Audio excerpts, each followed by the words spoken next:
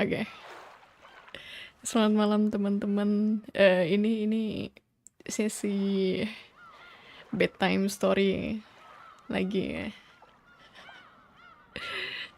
Kalau ini aku bakalan lanjut membacakan visual novel Umineko. Tapi malam ini nggak selama sebelumnya mungkin ya. Sebelumnya itu sampai 3-4 jam lebih ya nggak sih? Kalau malam ini mungkin sampai 2 jam aja karena ya mencoba membenarkan sedikit jam tidurku meskipun tadi aku udah sempet ketiduran tadi sore. Jadi ya semoga nggak hancur lagi ya. Halo Sax Cleo, kamu sudah selesai kah streamnya? Aku ngecek ini loh, aku ngecek pas dia ngechat kayak gitu tuh di chat. Aku cek lagi streamnya ternyata masih stream, what the heck. Pantesan ditonton sudah lewat Nil. Kamu yang nonton kan? Aku yang nyepuin, kamu yang nonton kan? Halo Mimin, halo Tuyul ya. Oke, kita langsung ke gamenya aja ya. Salah pencet lagi. Harusnya load. Nah ini gara UI-nya ya jelek nih.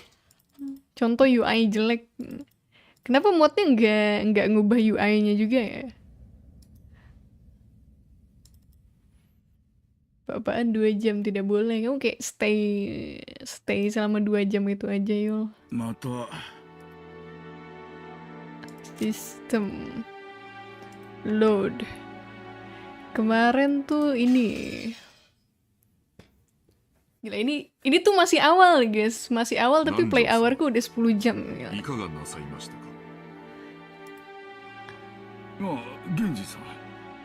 Ini baru ketahuan kalau ada harta ya, ada emas yang tersimpan di pulau itu. Masih nempelin stiker. Oh ya, dia menghayati perakitannya. Ya nani? Ibasho ga nakunarimashite na.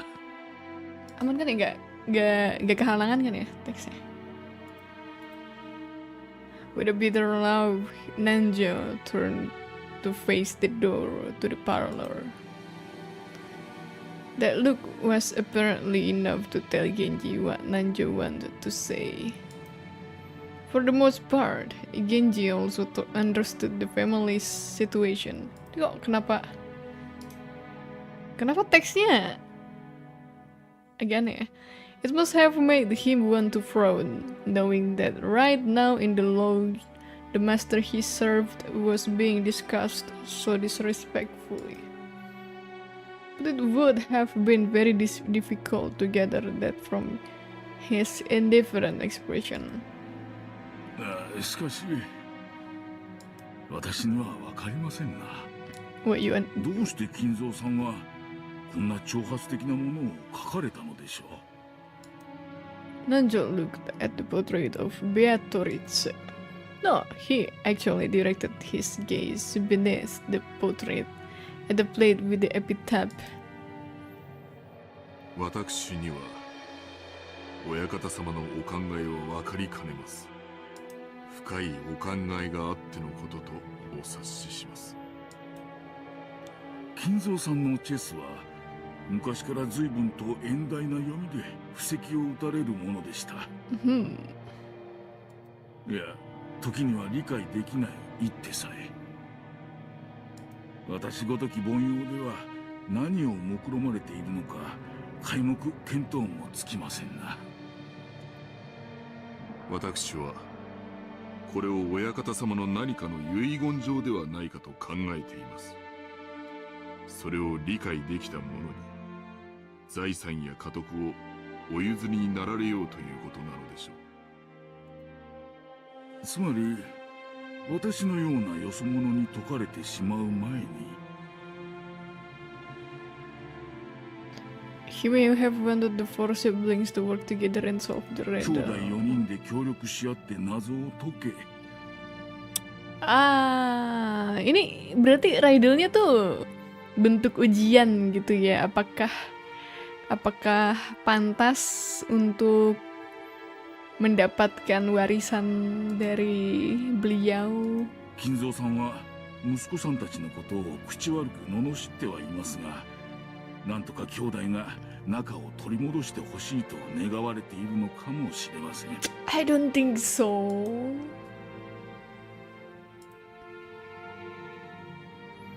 It certainly would be heartwarming if, as Nenjo had suggested, this epitaph had been made to repair the siblings' relationship. However, both Nanjo and Genji knew that nothing could be more impossible than this. They've known Kinzo longer than anyone, and Kinzo trusts them more than his own relatives. But even they could not guess at his true motives. 親方様は一族のものでなくとも謎に挑む資格があると常々おっしゃっています。南條先生はいかがですか？いやいや、この老いぼれには少々難解が過ぎますな。実は以前この碑文を手帳に記しましてな。夜な夜な寝る前に挑んでみたのですが、Oh, dia udah nyoba duluan ternyata. 実に難しい。お迎えが来るまでの間、ゆっくり楽しむことができそうです。源氏さんこそいかがですかな。私めは親方様にお仕えする家具に過ぎません。 Kenapa para servannya pada menempatkan diri mereka tuh sebagai furniture ya? Why? 黄金も財産も私には不要なもの。 What you mean? Jangan-jangan foreshadowing nih, ke depannya mereka jadi furniture beneran, dikutuk oleh やれ Majo. やれ、本当に謙虚な方です。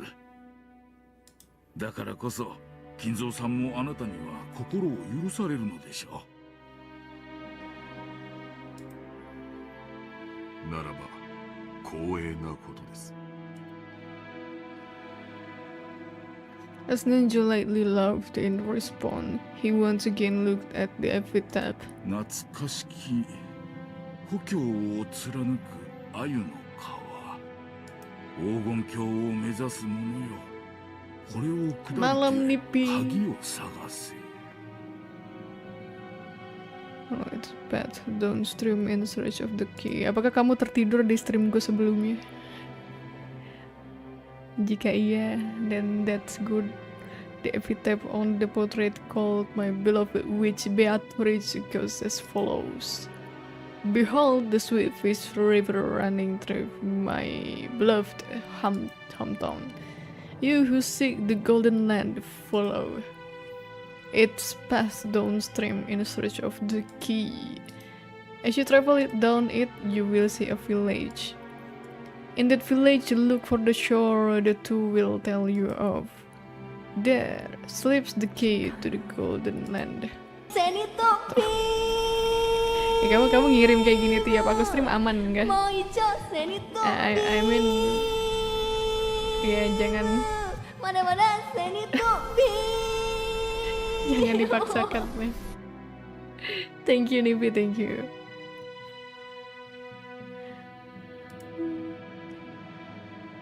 Ini aku sudah berada di fase concern.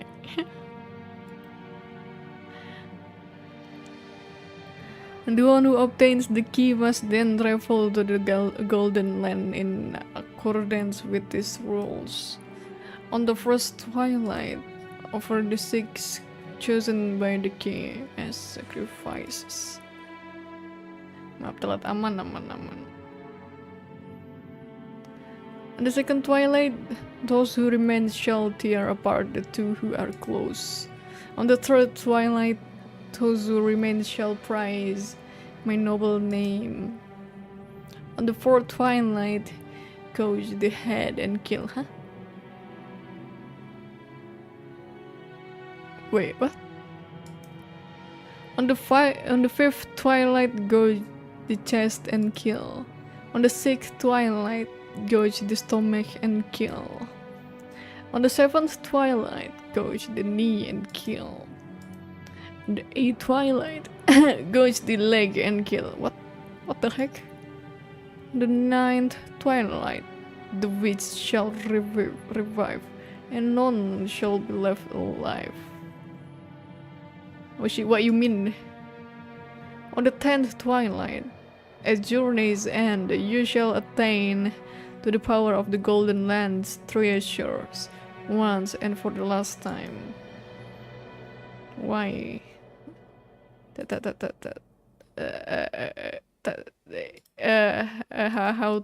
do I say it? Yeah. Kalau mendukung jangan sampai membebani diri sendiri. Aku tidak ingin membebani orang lain. The witch shall praise the wise and bestow for treasures. When shall be all the gold from the golden land? When shall be the resurrection of all the dead souls? When shall be the resurrection of the love that was lost?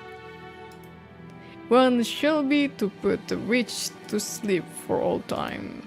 Sleep peacefully, my beloved witch Beatrice.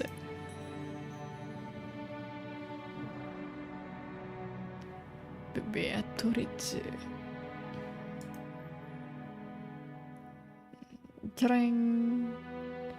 Ayo maju please. Jam 3. Oke, maju 1 jam.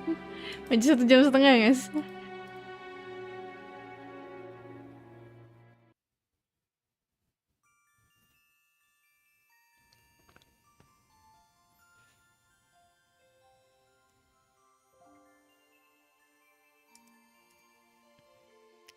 Aku lupa kemarin tuh kalau nggak salah yang anak-anaknya disuruh main ke pantai ya. Oke.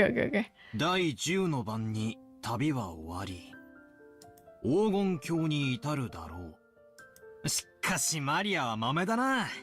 ちゃんとメモしてるとは偉いぜ。マリマリアは忘れっぽいからちゃんと書く。 Pintar Maria. ママに言われたからちゃんと書く。 Keren Mama Rosa. There was a notebook inside the handbag Maria was always carrying around, and Beatrice's epitaph was copied onto it. Thanks to that, we were all able to challenge the puzzle of the epitaph while walking down this beach. Jessica and the rest had already tried to solve it several times, and had already gotten bored with it. However, since this was a first for me, I was so excited that I couldn't stop. It really tickled my sense of adventure. まず1行目。懐かしき故郷を貫く鮎の川か。 Behold the sweet fish river running through my beloved じいさまの故郷っ hometown. てどこだっけ？戦前の後宮家は小田原のあたりに屋敷を構えてたって聞いたぜ。Odawara. で、となりゃ小田原に流れてる鮎の泳ぐ川に関心がいくわけだろ。まずはその川が起点になるからな。んで黄金鏡を目指す者はそいつを下って鍵を探せとあるわけだ。小田原にある川ってなんだ？ Cuman aku kira ini ridelnya cuman di seputaran pulau ini. Gila nyusahin banget kalau sampai harus pindah-pindahan. 鮎が泳ぐ川だぜ。小田原で鮎って言ったら早川だろうね。Ya 渓 kalau 流釣りで有名だよ。マリア魚嫌い。マリアももう少し大きくなったらわかるぜ。鮎の塩焼きをベロベロベロってな。うまいぜ。さっき飯食ったばっかりだってのにもう腹が減ってきちまうぜ。ビスケットでもお持ちしましょうか。悪い悪い。そんなつもりで言ったんじゃないぜ。気にすんな。Shannon-chan was faithfully keeping us company since she didn't have any afternoon course for a while. Well, lebih baik si Shannon ikut mereka sih biar gak diomelin terus. I would have thought that since she is a servant, accompanying us would force her to take care of us and tire her out. But that didn't seem to be the case for her. On the contrary, she seemed to enjoy joining in on a conversation with people close to her age. When I asked, I heard that she was the sort of worker whose room and board were supplied by her employer. So normally, the only person close to her in age was Jessica. Yeah, I can imagine how that might be pretty dull. さて、小田原で鮎の川って言えば早川だってことは分かった。となりゃ下るしかねえよな。早川を下ると何があるんだろうな。下流に出て海に出ると思います。そうさ、河口部に出る。そして碑文の3行目には、川を下ればやがて里ありとあるな。ちなみにそういう河口部は大抵大昔から輸送の要衝になってて、大きな都市があるもんさ。ここが次のチェックポイントだな。うんうん。なかなかいい筋だね。バトラ君の想像通り、そこは大昔にとても栄えたことだよ。小田原城があるところだね。お、あ、修学旅行で小田原城に行った気が素敵なお城でしたよ。ああ、私洋館に住んでてなんだが、やっぱり日本人は和風の方が落ち着くよな。おお、マリアお城退屈。遊園地がいい。what you mean? そうかそうか。よしよし。 Kamu tinggal di 黄金を見 castle つけ ini, た。 Maria. このバトラ様が気前よく遊園地を1日借り切って遊ばせてやるぜ。しかし小田原城とはな、小田原城の隠し黄金。お、こりゃなんだかいかにもって感じだよな。まあ、2年前の私たちもそこまでは行き着いたぜ。小田原で鮎の泳ぐ川を下った里、そこが多分小田原城あたりだろうってところまでは。問題は次の行だろう。さて、バトラの鎮推理はどこまでいけるか見ものだぜ。Jessica grined broadly. She seemed to be implying that she would have solved the puzzle long ago if it was that easy. Damn it. I will definitely find it and keep it all for myself. 4行目。その里にて2人が口にし岸を探れ。 Look for the shore, the two will tell you of. 2人ってのが何のことかわからねえが、とにかく岸だな。で、岸ってなんだよ。岸って名前がつく地名でもあるのかな。岸。蘇我岸という地名が小田原にあるんだそうですよ。蘇我岸。おお、詳しいな。BTW, sorry, baru ini ya, konfirmasi ulang. Suaranya aman nggak? Tidak terlalu kecil, tidak terlalu besar.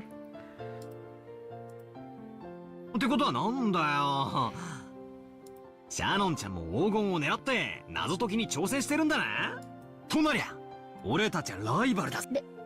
別に黄金なんて興味は。ただ以前にジョージ様から教えてもらっただけで。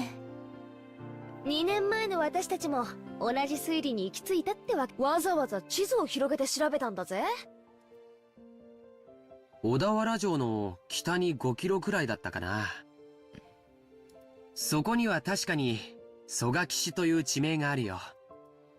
でもそこからがわからないんだ。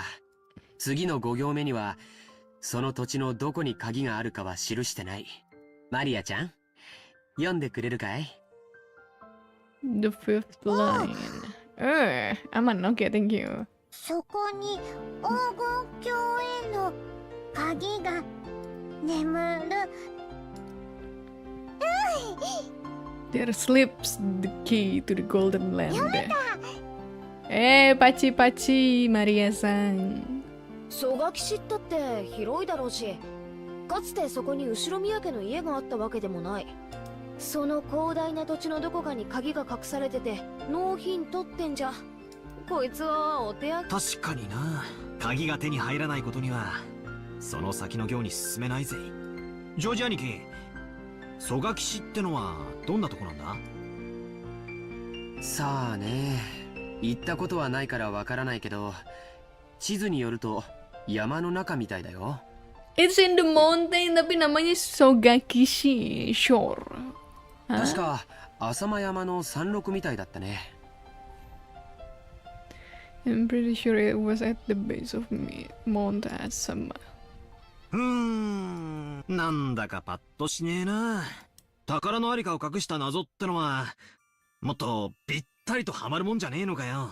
どうも、蘇我騎士ってのがそもそも間違いって気がするぜ。私は蘇我騎士を疑ってるぜ。私たちが知らないだけで、例えば、じいさまの子供時代を過ごした家とかがあるかもしれない。一行目に、懐かしき故郷をって行があるくらいだもんな。シャノンは、じいさまによく酒とか継がされてたろ？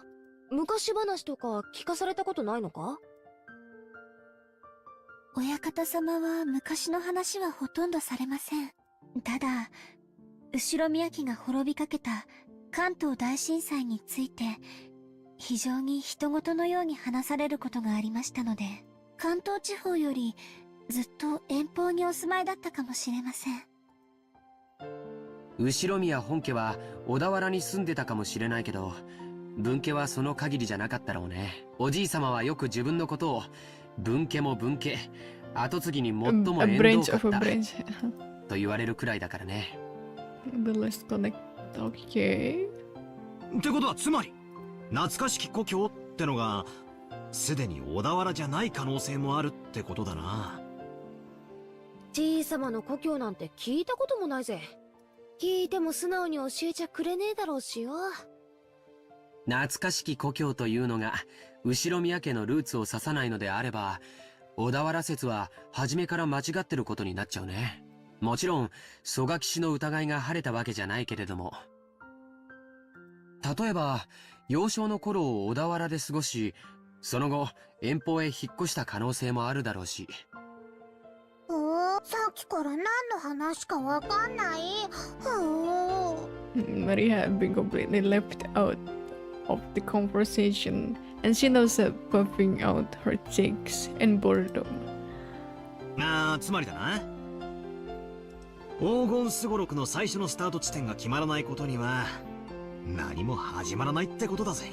Tapi seumuran Maria ini harusnya dia malah curious gak sih dengan hal-hal semacam ini, treasure hunting.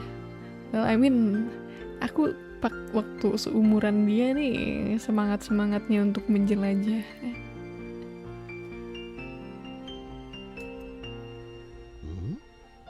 いや待てよ。最初の5行で見つかるのは鍵だろ？ After the first 5 lines, the thing we ended up finding is a key, right?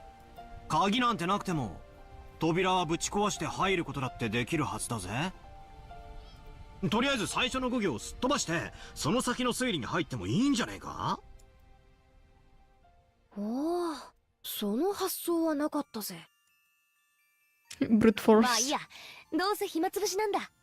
続きを聞かせろよ、バトラの推理。でも、その先からは急に物騒になるんですよね。Shannon-chan frowned slightly.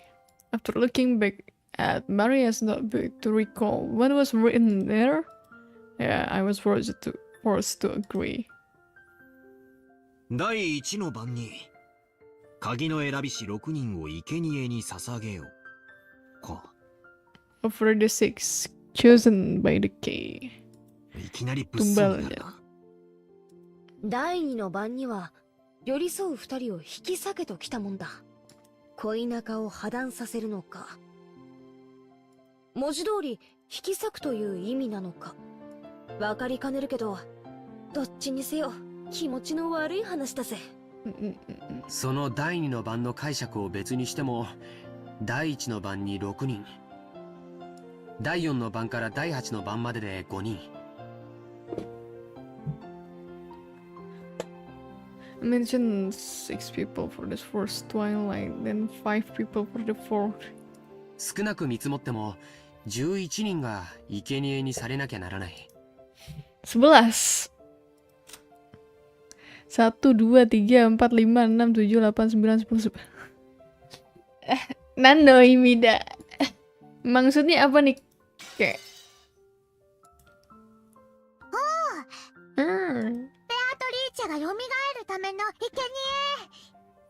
jangan-jangan sengaja ya, sengaja. Tapi kan si siapa ini namanya? Kiria sama Rudolf tuh punya satu anak lagi namanya Anji kalau nggak salah. Tapi nggak ikut aja dia di sini. なるほど。魔女復活のための生贄か。そういう解釈にもなるな。その結果、第9の晩に魔女が蘇って、最後は極めつけだな。第9の晩に魔女は蘇り、誰も生き残れはしない。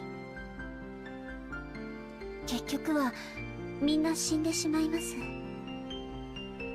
それでようやく次の第10の番にゴールってことになってんな。みんな死んじまうのに黄金鏡へ至るだろうって Namanya 言われても kasar. Siapa 困ったもんだ Kirie? ぜ。 Di mana letak kasarnya? Kirie, bukan Kirike.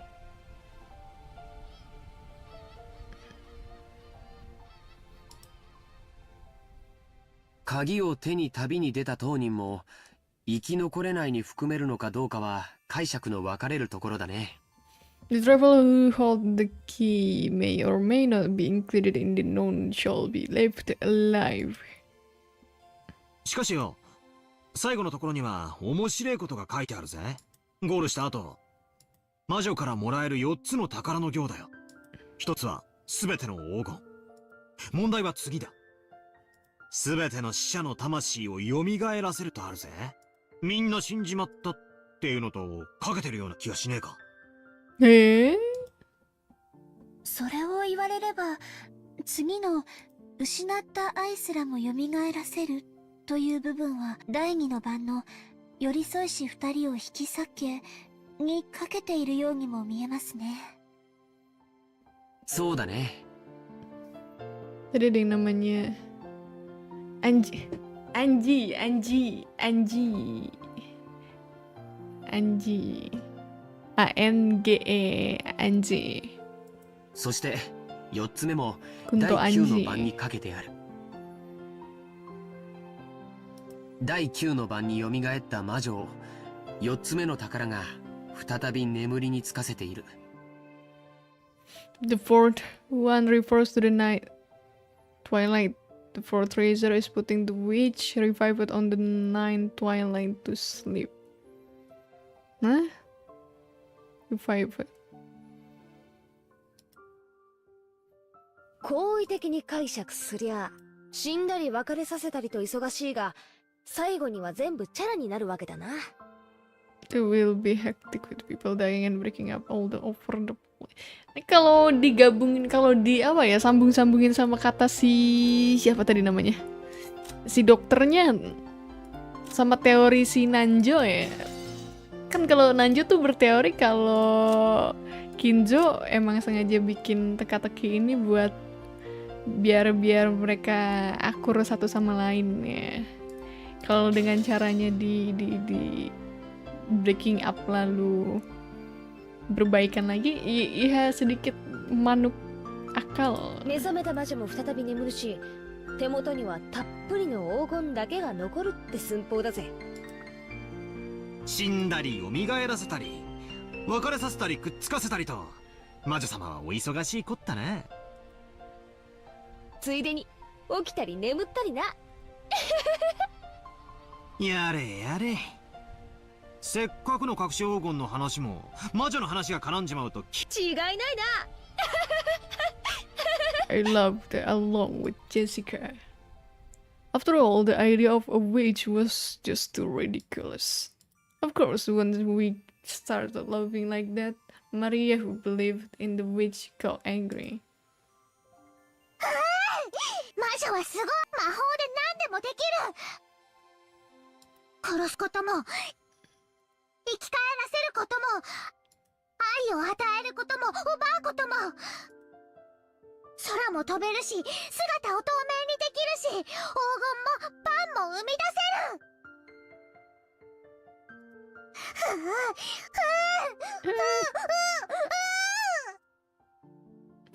る。いけね。悪い悪い。冗談だよ。 Nilo ngambek. Jessica apologized, sticking out her tongue, but Maria didn't accept it. She grabbed her notebook back out of my hand and opening to some other page, tried to prove that the witch exists. Those pages had colorful drawings of witches on them, and then conveyed with the fantastical image Maria had of witches. It wasn't the normal sinister image of a crook-nosed hag flying around. Well, ya ini westernnya kan kelihatannya gitu ya, penggambaran witch di western, hidungnya gede, terus berjendol-jendol, terus udah tua, terus terbang pakai sapu. Halo Kak. Masih mencari 20 ton harta kakek, betul sekali. Kita masih mencari harta karun itu. But a dreamlike person with unnatural powers, who could do anything and wore a beautiful dress. It was just what you'd expect from an imaginative young girl. Well, mahou shoujo genre exists, so yeah. Flitting through the sky, crossing a rainbow, dancing around all night with a teacup and a teapot that would never get empty no matter how much you poured of it. Jangankan penyihir yang bentukannya kayak nenek-nenek gitu di western, kuda aja yang literal kuda balap aja dijadiin, dimodifikasi. Tidak perlu bertanya-tanya lagi. With the flourish of her staff, the stars in the sky will become candy and pour down, and flowers that produce sweets will bud by the roadside. To Maria, witches were the only concept that could embody the magical dream that so captivated her. As she grew older, it was the last remaining thing that could give richness to her dull and plain everyday life. That's why Maria believed in witches. She didn't want that dream of hers to be tarnished. That's why she didn't want anyone to tarnish the epitaph which affirmed the existence of the witches. Because, gak kebaca. マリアちゃんにとってはこれは黄金の隠し場所を示すものじゃなくて、魔女を蘇らせるための魔法なんだって。Well, tergantung pola pikir ya. Kita fokusnya ke goldnya atau ke meng-revive majonya. So it was the single link between Maria and the witch. Maria was very angry and clung to George Aniki. Jessica and I stretched our heads and apologized. It might not be possible to smooth things over again like the time she got mad in front of the portrait. Maria didn't seem willing to be easily consoled. Like Jessica and I, who hung our heads wondering what to do, Shannon-chan timidly opened her mouth. マリア様、ご存知ですか? Gosanji desu ka? Jangankan nenek-nenek, kuda aja. Ya kan? Exactly. Apalagi ke depannya nih. Aku tidak bisa membayangkan hal lebih random daripada kuda balap. 私たち使用人の間では、ベアトリーチェ様の怪談が語り継がれているんですよ。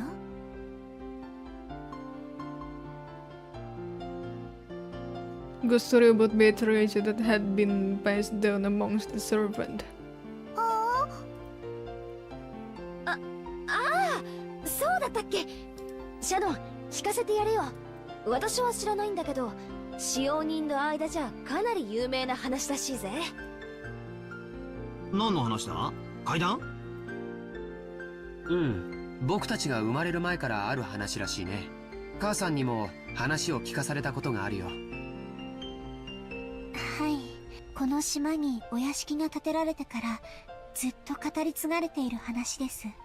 当時の使用人たちは、お屋敷には昼と夜で違う主がいると囁き合っていたそうです。Imagine had two masters, one of the day, one of the night. Pas malamnya maju kan. The tale that Shannon told was just like a typical campfire ghost story. If there was a forest of witch living inside it, then of course the witch would come pay the mansion a visit from time to time. At some point, this ghost story naturally sprouted up between the servants. ちゃんと閉めたはずの窓や扉や鍵がもう一度見回りに来たら開いていたとか、消したはずの明かりがついていたり、つけたはずの明かりが消えていたり、置いたはずのものがなくなっていたり、置いた覚えのないものが置かれていたり、そういうことがあるたびに古い使用人たちは魔女が姿を消してお屋敷を訪れ、いたずらをしていったのだろうとささやき合ったそうです。Anjir, Pasmo. ほらいる、ベアトリーチェはいる。ああ、いるよな。私も昔よく登校の時に限ってカバンが見つからなかったりしたもんだぜ。It was right before leaving for school that I wasn't able to find my bag and stuff. Itu kayaknya gara-gara kamu aja deh, Jessica. Maria puffed out her chest with an as though this was final proof of the witch's existence. If I opened my mouth, Maria would probably be hurt again, so I didn't. I mean, you hear this kind of story everywhere. Depending on the place, they might blame it on a dwarf or an elf. The only difference is that they call it a witch on this island. Of course, walking around a vast, elegant mansion at night will be a little unsettling. It's an island devoid of people. Since the mansion is so drafty, walking around on the night of a thunderous storm will certainly be eerie. 他にも鬼火や輝く蝶々が舞っているのを見たという使用人も、カノン君もそれらしいものを以前夜の見回りの時に見たことがあると言ってました。あと最近ではお屋敷の中で深夜に不思議な足音をよく聞くと使用人の間で話題です。私たちは肖像画の中のベアトリーチェ様が姿を消してお屋敷の中を散歩しているんだろうとささやき合ってるんですよ。Kenapa mereka nggak terbang? Kan bisa terbang. Kenapa harus jalan? Sengaja banget deh. ずいぶん前ですが、私もそうかもしれない足音を夜の見回りの時に聞いたことがあります。ひゅー、そりゃ怖えな。怯えることはないんですよ。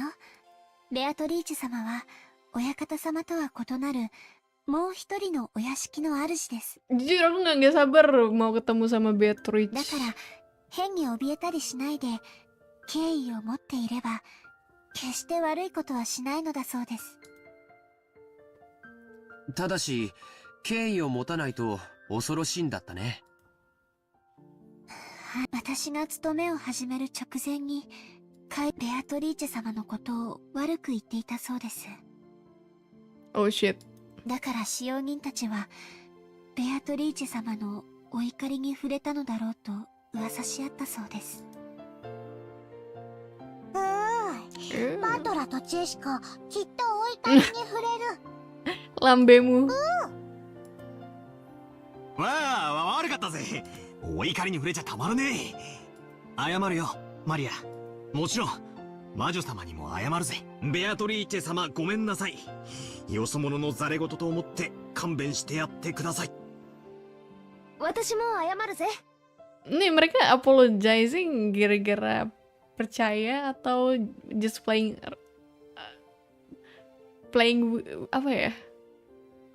Ngikutin apa ya? Ngikutin apa katanya aja biar si Maria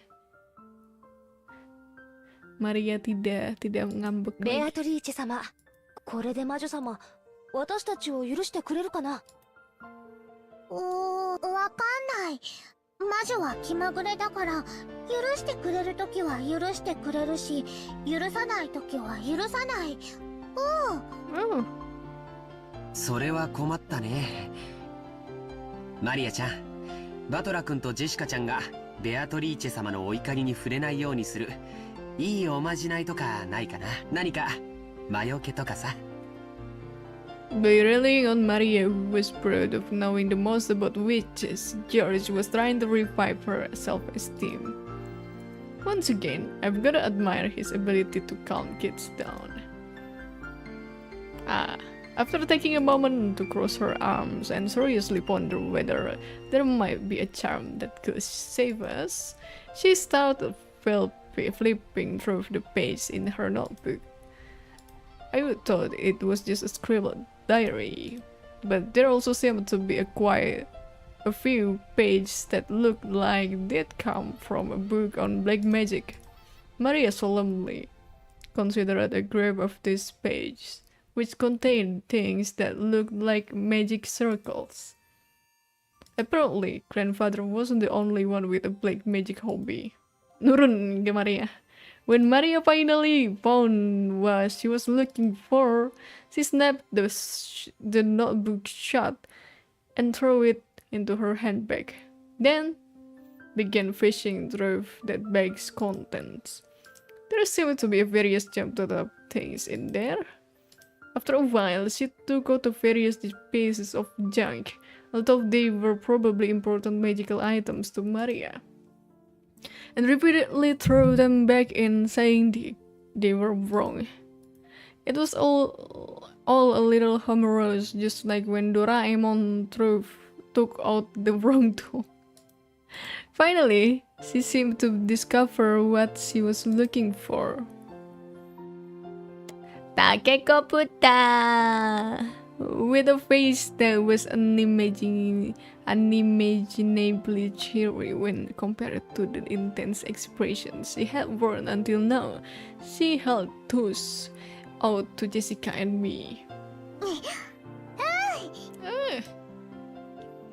I grabbed it and saw it was a very cheap-looking charm.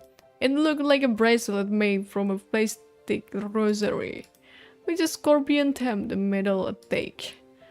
Haven't you ever seen those cheap zodiac-themed accessories? The kind you might win in a crane game at an arcade? It really looked like something like that. There were two of them, probably one for me and one for Jessica. However, the very fact that there were two of them made them feel even more like cheap manufactured goods, making it pretty hard to think of them as magical items. これを私とバトラーに？このお守りならベアタリーチェも大丈夫。サソリは魔除けの力があるから。そうなのか？サソリにそんな力がねえ。バトラが信じない。Better kalau kataku mending kamu tutup mulutmu. I'd said too much and angered Maria again. Maria took out her notebook again, pointing out various pages as she went on and on about how the scorpion had such incredible holy power that it had been used in magical circles since ancient times. 他の使用人の子から聞いたことがあります。サソリって魔術では魔除けのシンボルとして描かれることもあるんだとか。Lucu juga ya ngelihat bocah 9 tahun yang baca aja masih bingung, tapi dia tahu banyak soal majo, soal witches. Sampai ada barang ya black magic gitu di dalam tasnya. What the heck, bro? Bibit Chuni kan? そうなのか。Chuni ya, bukan Kani. サソリは悪い魔法や最悪から守ってくれる。そしてエメラルドは心に平和をもたらしてくれる。お？だから二重で効果がある。ほんとだ。サソリがエメラルドを抱いて守ってるね。なるほど。これはご利益がありそうだよ。I really want to make fun of those flawless looking charms, but as I watched Maria explaining with all of her heart and realized that she found them for our sakes, I started to feel like it might actually work, even if it was just a prize from some game center. The material quality of the charm didn't matter. What mattered was the strength of her feelings. Even I don't think of myself as the sort of loser who would love at something like that. そっか。ありがとな。ベアトリーチェ様には謝ったけどよ。万が一たたりがある時でも、マリアのこのお守りのおかげで安心だぜ。な、ジェシカ。ああ、そうだぜ。ありがとうな、マリア。心に平安が欲しい時は腕につける。お財布に入れるとお金が減らなくなる。Oh, aku na. Put it in your wallet and your money won't decrease. Siapa yang mau, guys? ドアノブにかけておくと悪いものが入ってこられなくなる。便利なお守り。それはすごい効能ですね。マリア様が自信を持って進めるお守りならきっと頼もしいものと思います。Shannon-chan clapped her hands together and Maria stuck out her chest. She was totally in a good mood again. It's probably best if we let her lead the conversation a bit longer. If it will keep her in such a good mood. Come to think of it, she looked a bit bored when we were getting excited about the hidden gold, probably because she couldn't keep up.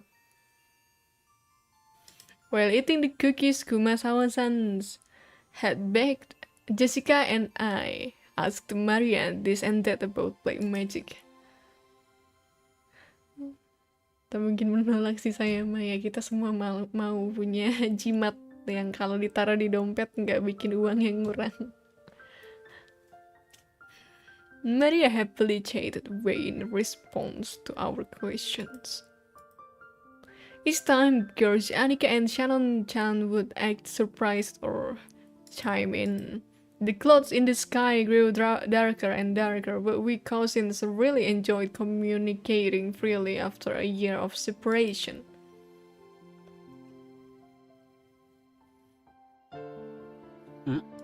今、額にポタって来なかったかい？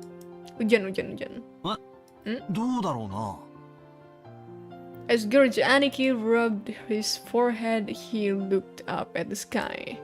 Considering the color of the sky and the dampness of the air, it wouldn't have been odd for a raindrop to hit him. The wind also seemed to have grown a bit stronger. マリアポタッと来ない。マリアだけ来ない。 Kamu kecil, makanya nggak kerasa, Maria. 安心しろ。俺にも来ねえぜ。それに今夜になれば誰にも等しく大雨が降るだろうよ。そうだね。そろそろ引き上げた方がいいかな。Shannon-chan looked down at her watch. It was probably well into the evening by now. もう仕事に戻る時間かよ。はい。ありがとうございました。Oh, join us again, Shannon. Maybe you should ask your little bro to come with you also. 熊沢さんにクッキーをごちそうさまって伝えてね。さあみんな、片付けを手伝おう。Shannon-chan declined our help, saying that this was a servant's job. But picking up a dropped fork before the waitress has to is like my purpose in life. We folded up the blanket, gathered up the trash, and helped clean everything up.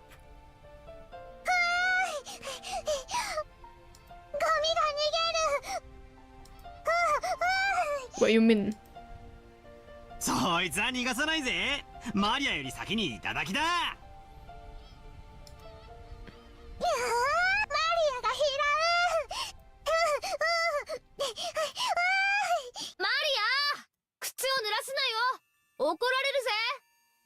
Jomelin mama lo. You have an Asian mother. Don't underestimate her. To Maria, chasing after sunrise sent flying by the powerful winds was just another game. By the time we finished, the wind was blowing pretty strongly. Probably a good time to head back. 皆様のおかげで助かりました。ありがとうございました。もう本当に時間がないみたいだね。先に戻っていいよ。George Aniki perceived from her hurried appearance that very little of her free time was left.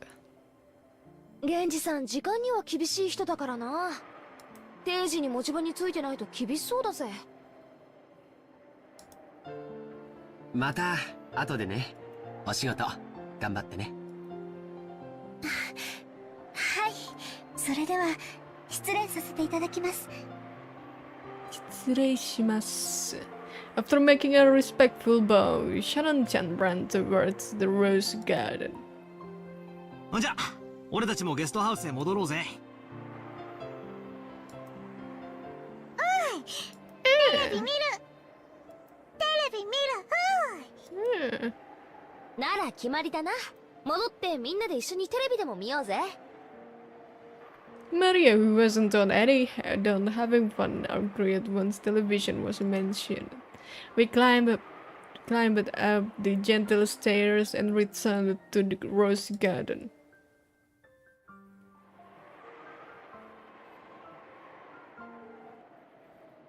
The wine had grown very strong and roses shook through both the garden like ripples on the water.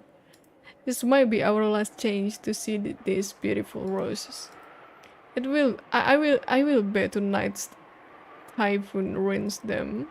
No. バラ、今夜の風でやられちまうかもしれないな。 Aku yakin akan ada sesuatu yang terjadi ketika typhoonnya datang. そうだな。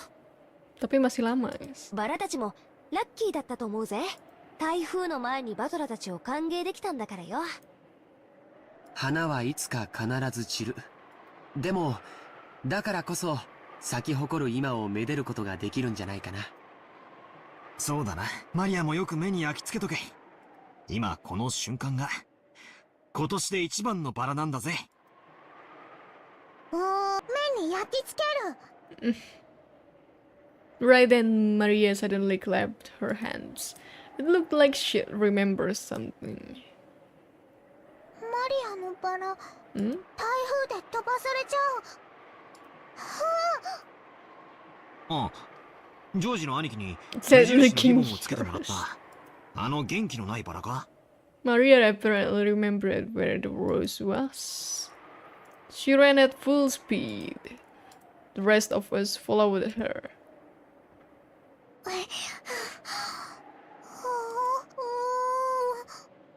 Why are you so あれ sad? はどこだったっけな。確かこの辺だったと思ったぜ。We searched everywhere around that area, but it was only a single flower among all of these roses after all. Even though we knew it was somewhere close by, we weren't able to find it. The vines making up the typhoon's front lines made roses throughout the garden undulate. It was almost like it was teasing us by making the location of Maria's rose impossible to find. ここじゃなかったかな。少し手分けをして探してみようか。そうだな。人海戦術で行こうぜ。なんだよマリア。 As we met to split up and search, Maria tugged it on my jacket with an unhappy face. You could tell that she didn't want us to leave that spot. なんだよ、どうした？マリアのバラはここなの。ここにあるの。でも現にないぜ。この花壇の裏側だったかもな。みんなで探せば早いぜ。ここなの。 Udah ambil. マリアのバラはここなの。 Anjir, anak kecil ini membuatku kesal. 探して。探して。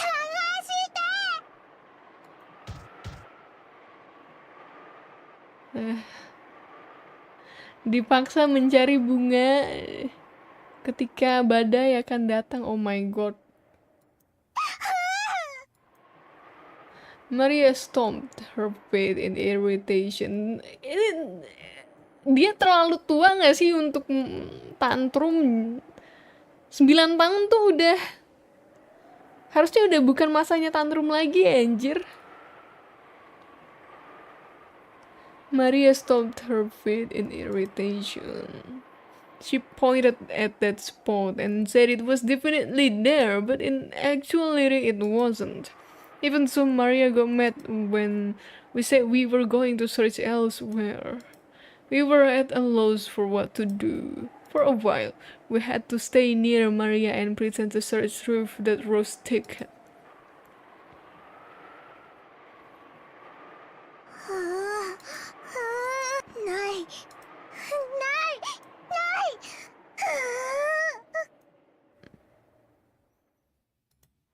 Maybe she's saying that it should be here but isn't. Maria became increasingly irritated. マリアがすっかり機嫌を損ねちまったぞ。マリアはたまにすごくどうでもいいことを気にし始めちゃうんだよ。それがどうにかなるときはいいんだけど。ないものは探せないしね。困ったな。Just when we were at a loss of what to do, Maria called out in a loud voice.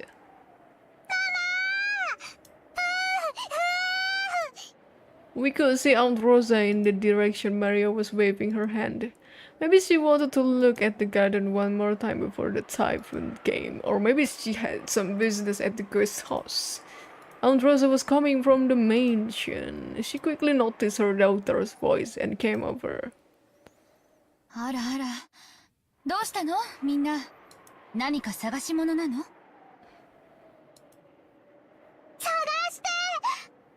ママもマリアのバラを探して！マリアのバラって？この辺に元気のないバラを一つ見つけて、それに目印をつけたんです。飴玉かなんかの包み紙でキュッと。しかしマリア、確か俺の記憶が正しけりゃすぐ手前の目立つところに生えてたはずだぜ。足が生えてどこかに行っちまったんじゃなきゃ他の場所だったと思うぜ。Unless it grew legs and ran off somewhere. マリアの記憶違いじゃないのか？ Beda sih anak 9 tahun yang kalau tantrum ditanggapnya baik-baik aja 9 tahun yang kalau well, kita lihat tanggapan ibunya nih. Apakah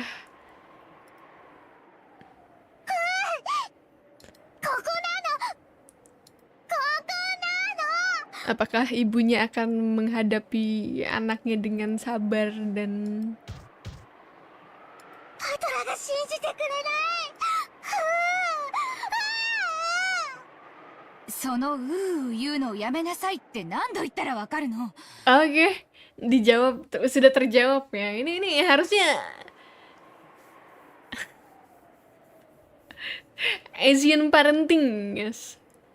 ママも探してあげるから静かにしなさい。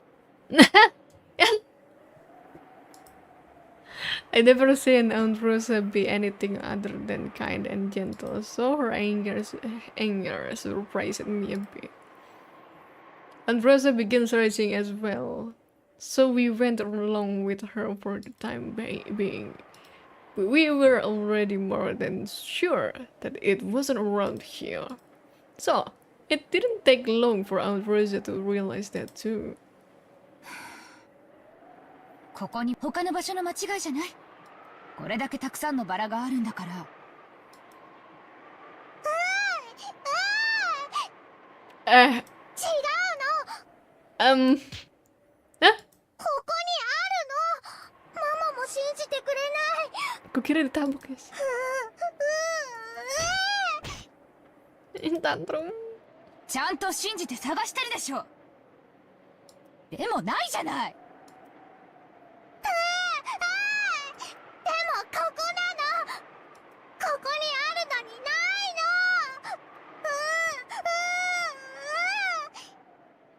じゃあ誰かが抜いちゃったんでしょ。とにかくその言うのやめなさい。Emaknya juga kesel anjir.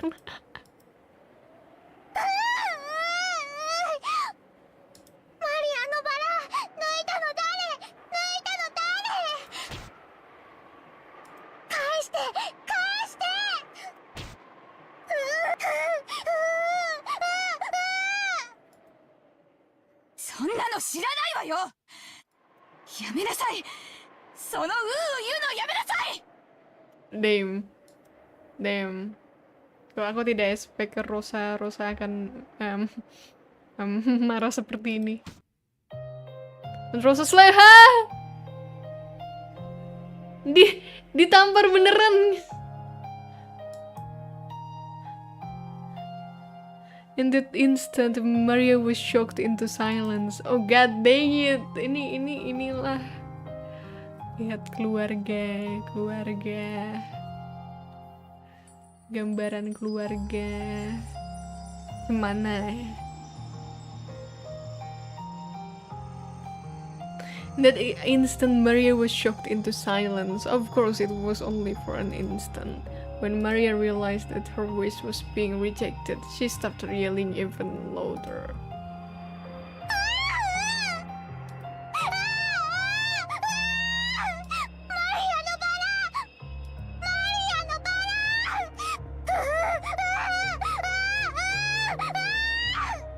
Shit, my ears, oh god dang it. その変な口癖をやめなさいって言ってるでしょ。だからクラスの子たちにもバカにされるんでしょうが。いい加減にしなさい。 Anjir. Oh my god. Guys, kalian yang punya kenangan buruk dengan orang tua jangan ditonton dulu ya, takutnya meng-trigger guys. This time she didn't go silent. She choked as she started crying and began bawling in an increasingly loud voice. And Rosa was clearly irritated and lifted her hand once more to try and shut her daughter up. ローザおばさん。まあ、小さい子供のことですし、そんなマジになんなくても。I tried to cut in with a bitter smile, rubbing my hands together. But Rosa glared at me with a serious face, and I realized that I should have stayed out of this. ごめんね。バトラ君たちはちょっとお部屋に戻っててくれる？ Oh shit. おばさんはマリアとちょっと話があるNo,の。knowing lore-nya Rosa mungkin emang ini kali ya, dia nggak siap punya anak ya. Soalnya kan katanya dia punya anak sama orang yang nggak dikenal, bahkan keluarganya nggak tahu gitu, kayak istilahnya kayak kejebolan lah istilahnya. Kecelakaan hamil. Mungkin ya itu salah satu alasannya kenapa dia melakukan Asian parenting. Kita nggak punya ortu. Why it escalated to dark so quickly?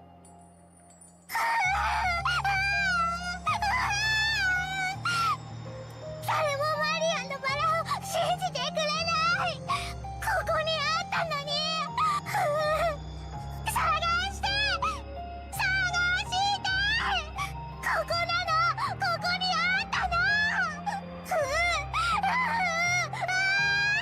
でもないじゃない。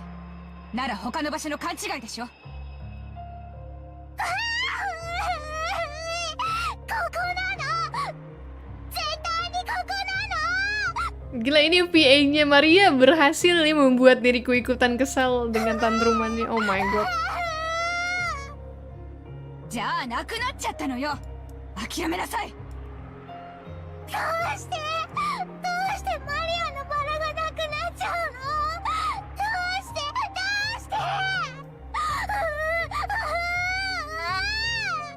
知らないわよ、そんなの。だからその言うのをやめなさい。 Oh shit. Shit, damn. Wow. Somebody tampil. Ini udah ditampil, Min. Sudah diwakilkan oleh mamanya. Aduh, aku tahu lagi ini. Kamu habis mencari ini kan, mencari tahu kan? Atau kamu emang tahu sama seriesnya? God dang it, apa yang terjadi? Impersonate tidak bisa.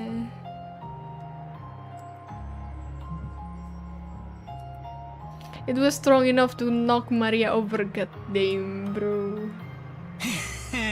ローザおばさん、いくら娘でも暴力はいけねっすよ。 I stepped between them to protect Maria who was still on the ground crying. Animenya lewat di Twitter lah. Lah gak bisa-bisanya lewat. Gara-gara ini kali ya, algoritma kali ya. Atau jauh sebelum itu. Aku nggak tahu sih. Aku berapa kali sebenarnya lewat klipnya, tapi aku masih belum paham ini kok jadi kayak gini. Tapi ya aku akan menyaksikannya sendiri. Know that as an outsider, problems between parents and child were none of my business. But I wasn't brought up to just silently observe something like this. Tapi katanya animenya jelek, guys.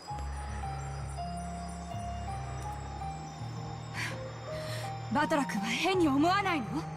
あなたの学校にうなってる女の子なんている？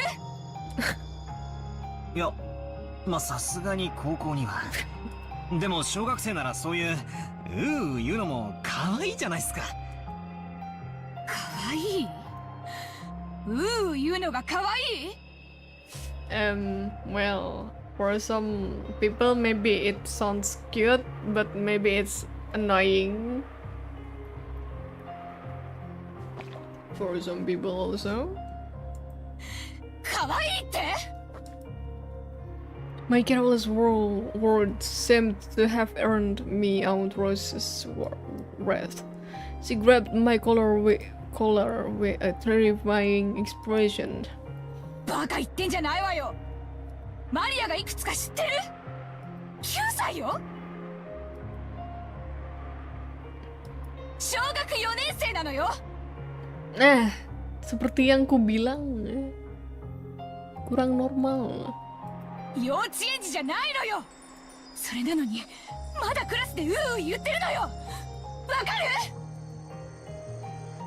この子クラスでなんて言っていじめられてるか知ってるの？ No, Maria dibully. この変な口癖のせいで未だに友達の一人もいないのよ。無責任にマリアのこと可愛いとか言って現実から目をそらさないで。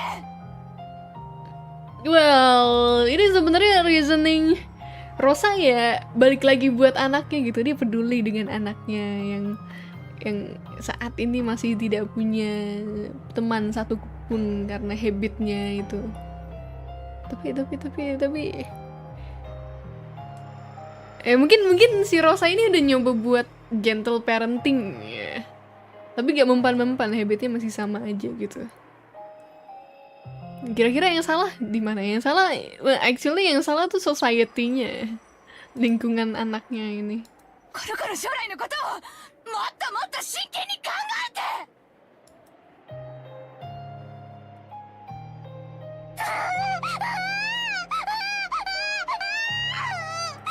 て。 Anjing, Maria, stop please. Maria.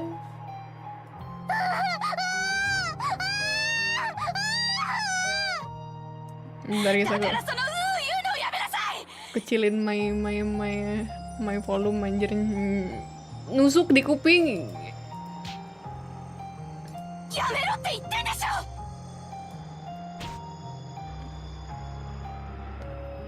The rose struck Maria's quivering head, from which an increasingly unhappy voice was rising. I tried to stop it, but Aunt Rosa pushed me away. My back hit George's anarchy. 昔はローザおばさんもマリアちゃんの幼児言葉の一つだくらいにしか思わなかったんだけど。Language physical attack, dia udah frustasi si Rosan. 小学校の中学年になっても治らないのを最近はだいぶ気にしてて。 Yes.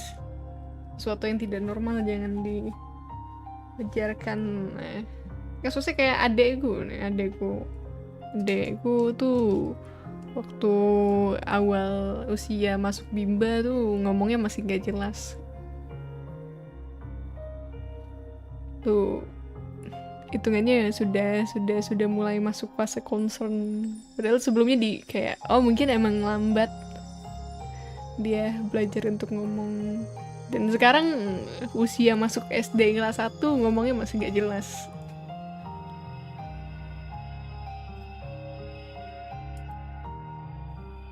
Betsu ni, どういう言葉遣いをしようと関係ねえだろ。そのまま社会人にはなれないよ。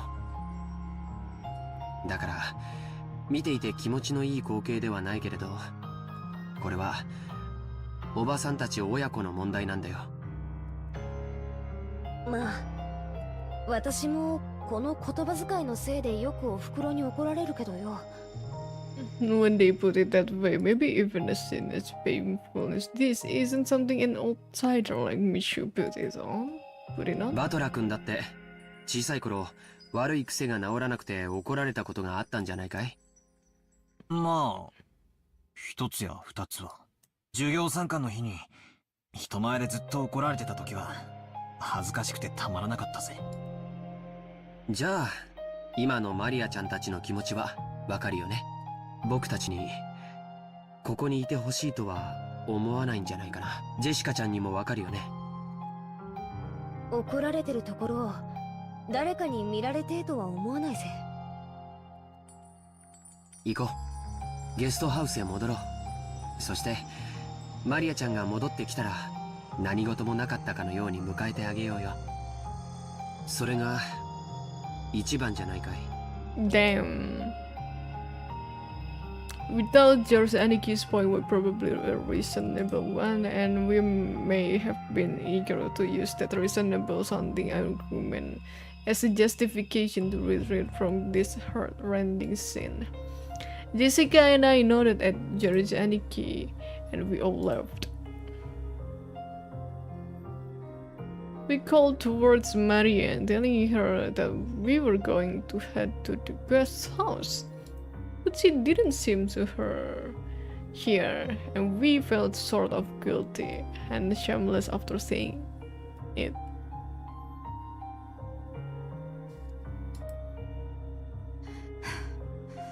それなら好きなだけ一人で探しなさい。ママは知りません。探す。マリアが一人で探す。ママが知らなくても探す。勝手にしなさい。 After blasting her with those last few words, Rosa spun on her heels and quickly returned to the mansion. Maria probably viewed that as a cold gesture meant to injure her, but that was Rosa's intention. It was because the hand which she had to emotionally struck Maria's cheek was still numb. It was because if she stayed there screaming, she might again be taken over by her emotions and continue slapping her daughter's cheek over and over. After Rosa left, Maria was left alone in the rose garden. The wind began to blow stronger and stronger, and every once in a while a raindrop would fall on her forehead. However, Maria couldn't leave that place, not until she found that poor wilting rose. It had definitely been there. Even so, it wasn't. Even though she knew the place and even though it had been there, it wasn't. Maria barely started at the place it was supposed to be and thought frantically, maybe the angel I'm looking from is wrong. Maybe the hate I'm looking from is wrong. While gazing at a single point, Maria repeatedly stood up, changed her position and continued to stare. The wind was getting stronger and stronger. But Maria kept looking for that rose in front of the flower bed.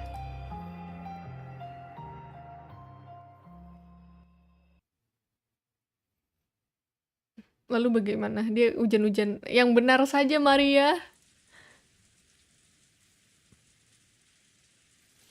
Kinzo noticed the sound of the raindrops beating on the window. It seemed to be pouring down thickly. It had begun to rain later than the weather report had predicted. Kinzo approached the window as if being smothered by the sound of the rain. The sound of rain is the sound of silence. That sound feels quieter than any silence, and makes humans remember that in the end they are alone from the moment they are born to the moment they die. 遅かったではないか、ベアトリーチェ。 Were those words directed at the rainy sky? There was not one to be seen in the direction of Kinzo's gaze. さあ、始めようではないか。 Apa nih? 私とお前の奇跡の宴を。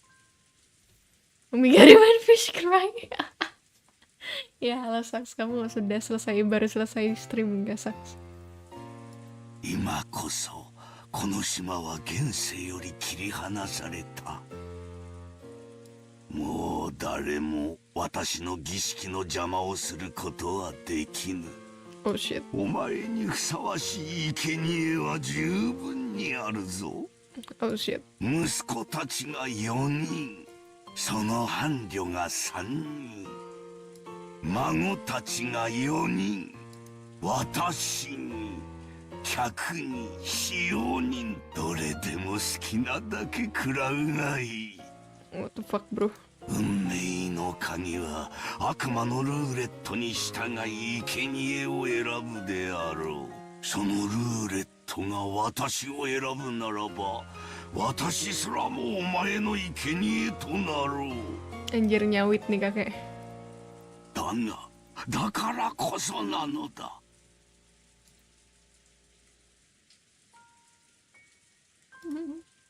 それだけの狂気をかけるからこそ、私は必ずや偉大な奇跡を起こすだろう。 Di mau raid karena kamu nonaktif. Saks izinnya tapi nggak jadi raid karena iya Saks. Sengaja tidak aku onin Saks. Terima kasih sudah memikirkanku.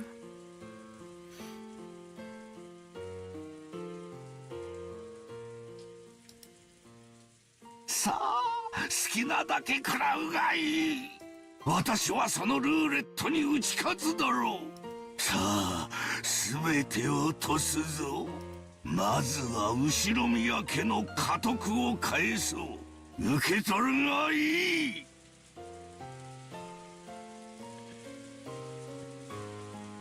Kinzo tore the window open, ripped a golden ring off his finger, and forcefully threw it away. At the time, the sound of thunder rang out, giving the illusion that the lightning had accepted the ring. そして、お前が蘇った時。 Murid manual pakai link tapi nggak jadi.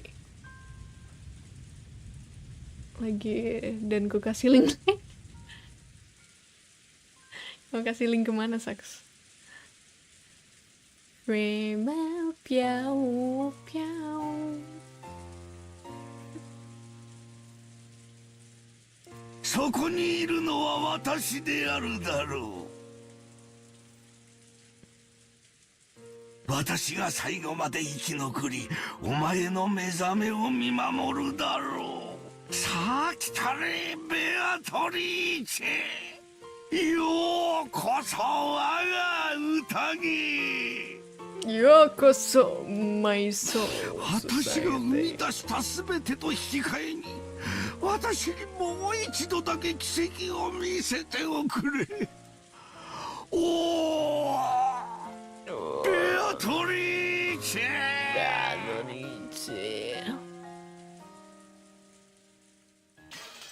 Oh shit. Oh, udah jam 5 aja.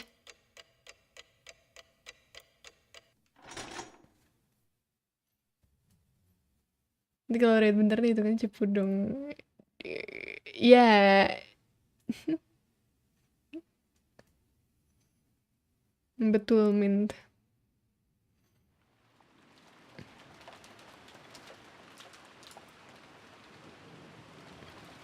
New sticker popped up on top of the TV program we were watching.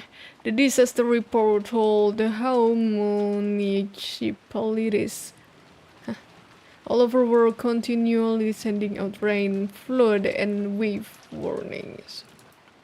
Of course, the raindrops beating harshly on the window were even more convincing.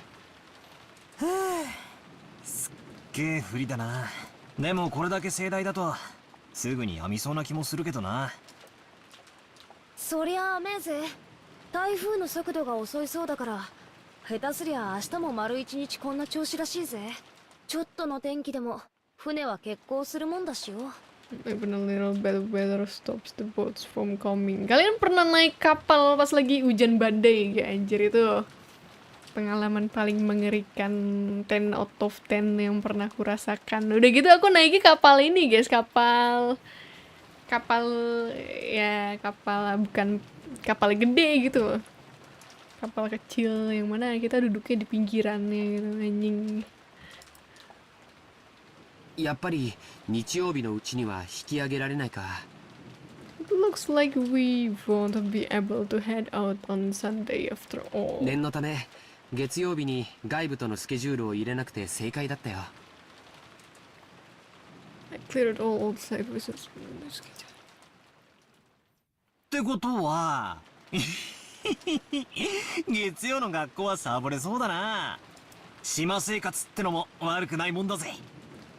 そういや、ジェシカは登校って毎日船で通ってるわけだろ。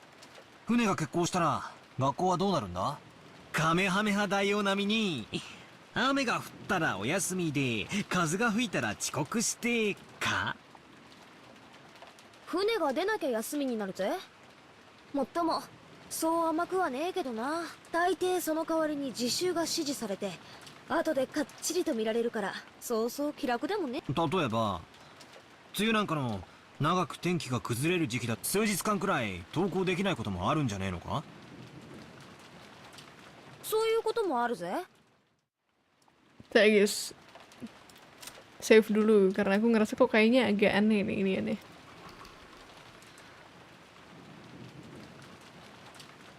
Apa dialognya agak nge-lag ya somehow.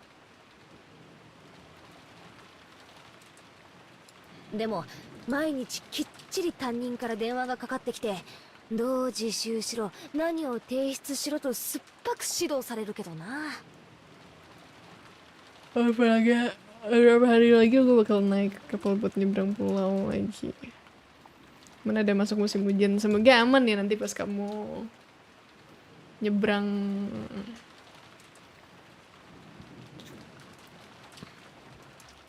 バトラ君が考えてるほど簡単にはサボれないよ。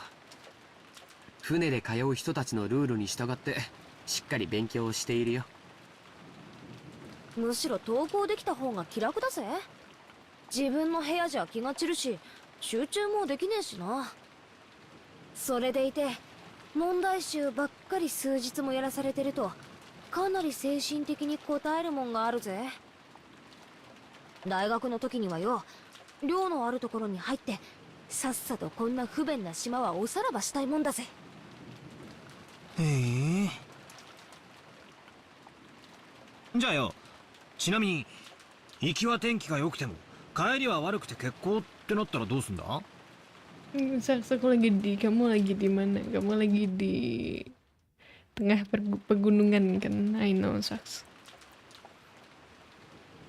学校に泊まるのか？そういうのはよくあることだぜ。だから帰島できない人用の宿泊所があってよ、そこに寝泊まりするんだよ。下手すりゃ数日間家に帰れないこともあったりするぜ。乗車率が200% を超えるような満員電車で毎日通勤通学しなければならない人から見てみると、船の通学なんて趣があって良さそうだななんて、やっぱりいろいろと苦労があるんだね。よく無神経な観光客がそういうこと。私は島の生活なんて早く高校出て、こんな島とはおさらば。高校にだって全寮制のところとかあったろうよ。なんでわざわざ新島の学校を選んだんだよ。私は最初からそれを希望してたぜ。でもおふくろがよ、当主後継ぎとしての修行やらマナーやらがうんぬんってうるさ。結局高校も地元になっちまったのさ。こんな島はごめんだぜ。早く都会で生活したいよ。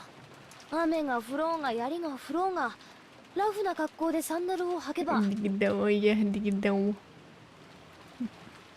Jam dikit daw.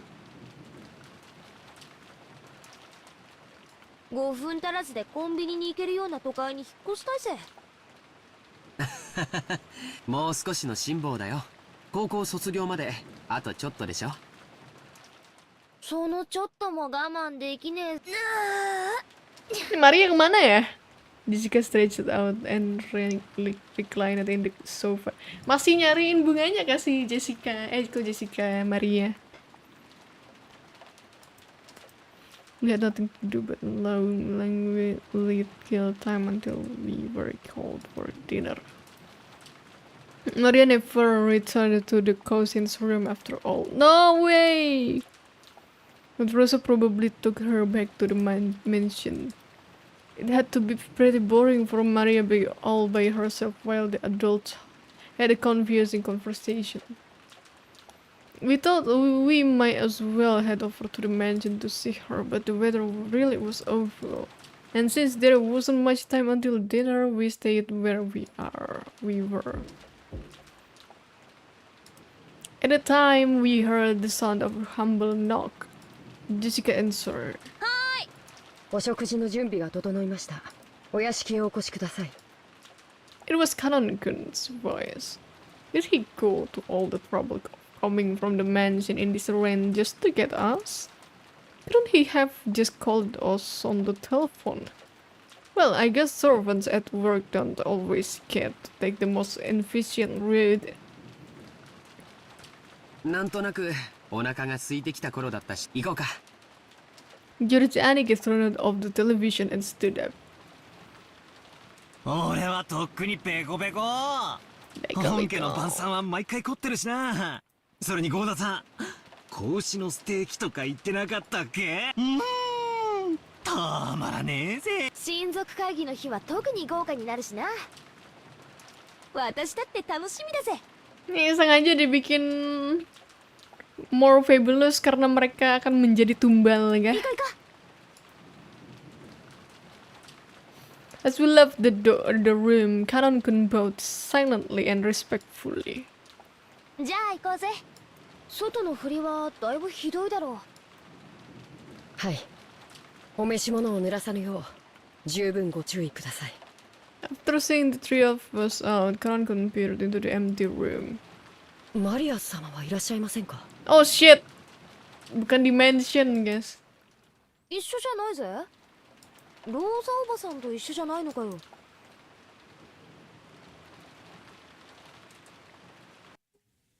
Diculik Majo nih. Rosa was lying on a sofa in the empty parlor, having fallen asleep before she knew it. She was bearing a burden that the children couldn't even imagine. That's why she only needed to let her guard down a little before the weariness immediately dragged her into the world of sleep. Realizing this, Genji brought a blanket over to her. When he tried to spread it over her eyes snapped open as though she'd been shocked with electricity.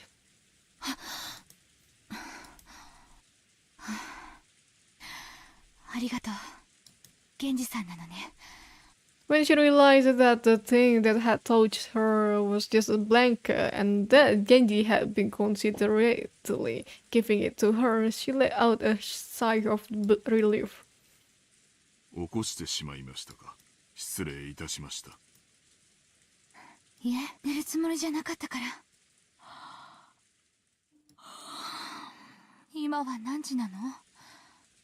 When he was asked for the time, Genji checked a pocket watch that he took out of his chest pocket. 6時を少し過ぎたところです。Dear.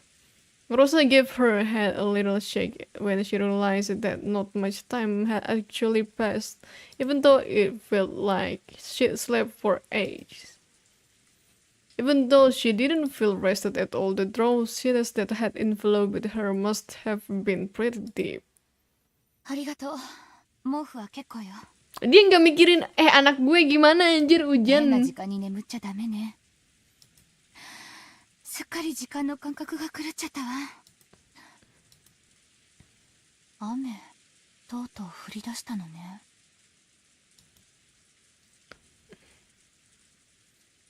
Rosa finally realized that the peaceful sun that had put her to sleep was actually the rain. 風もだいぶ出てるよね。いよいよ台風なのかしら。そのようにテレビでは申しております。遅い台風だそうで。明日。そう、この素敵なバラ庭園も日中のあれが見納めだったのね。From the window that she could see of the rose garden was completely blurred by the wind and the rain. Maria. そうだ。Baru kepikiran anjir. 私はお見かけしておりませんが、ゲストハウスにお戻りではないでしょうか。Rosa knew her daughter's nature well, so a chill ran down her spine. Maria was stubbornly honest, and if she was ordered to find something that didn't exist, she would look forever and ever, even in a pouring rain. いとこの子たちは先に行ってしまったから、あそこにはマリア一人。あの子は誰かにもうやめろと言われない限り、たとえ槍が傘もささずに。私は感情に任せてなんてことを。Even though she knew about Maria's simple honesty better than anyone, she once again lost control of her emotions and done something terrible.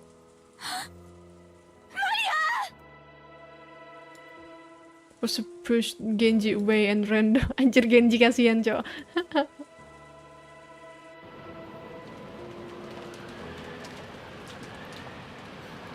The outside really looked like a typhoon and the rain was pouring down spectacularly. Maybe because of some aspect of the terrain, the winds weren't typhoon class, so an umbrella wouldn't be torn out of one's hands. Even so, it certainly was a windy rain. There was no time to admire the roses being drenched. とりあえず今はマリアが気になるぜ。まさかあの後もずっと一人でへそ曲げてあそこでバラ探しをしてるなんて。そうだね。さすがにこの雨じゃと思いたいところだけど、マリアちゃんはたまにすごく頑固でものすごく愚 They 直 hadn't な時がある。 worried much, thinking that Aunt Rosa had taken her back to the mansion. However, when Karan-kun had come from the mansion to call us and told Maria was here, we got a little worried. お屋敷ではお見かけしませんでしたので、てっきりこちらにおられるとばかり。ローザ様は仮眠を取られておいででしたので。ここに来る途中に見かけなかったのかよ。申し訳ございません。傘を差し急ぎ駆け抜けたもので、そこまでの注意を払いませんでした。If he had cut through the rose garden, taking the shortest line between the mansion and the guest house, then he would have just barely missed the place where Maria had been looking for her rose. And it was raining this hard too. It certainly would have been possible for Karan-kun to fail to notice her. ここで議論するより直接確かめる方が早いさ。兄貴、ちょいとかけっこと行こうじゃねえかよ。6年成長したから僕に勝てるつもりかい？よし、決着をつけようじゃないか。行こう。George, Aniki, and I flew out into the rain. Jessica and Karan-kun followed us. マリアー！いるなら返事をし老女おばさん、おばさん。 When George Aniki called back, Aunt Rosa jumped at him and grabbed into him. マリアはどこ？ Lah, lu nanya. ジョージ君たちと一緒じゃないの？ Di, いえ、僕たちはあの後マリアちゃ yang んには benar 出会っ saja てません。 kamu Rosa.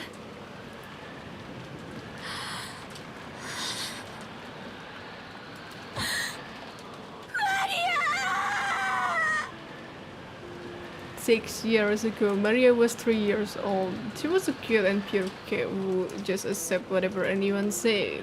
But 6 years have passed since then. She's 9 now, and experiencing the ups and downs of life should have taught her something.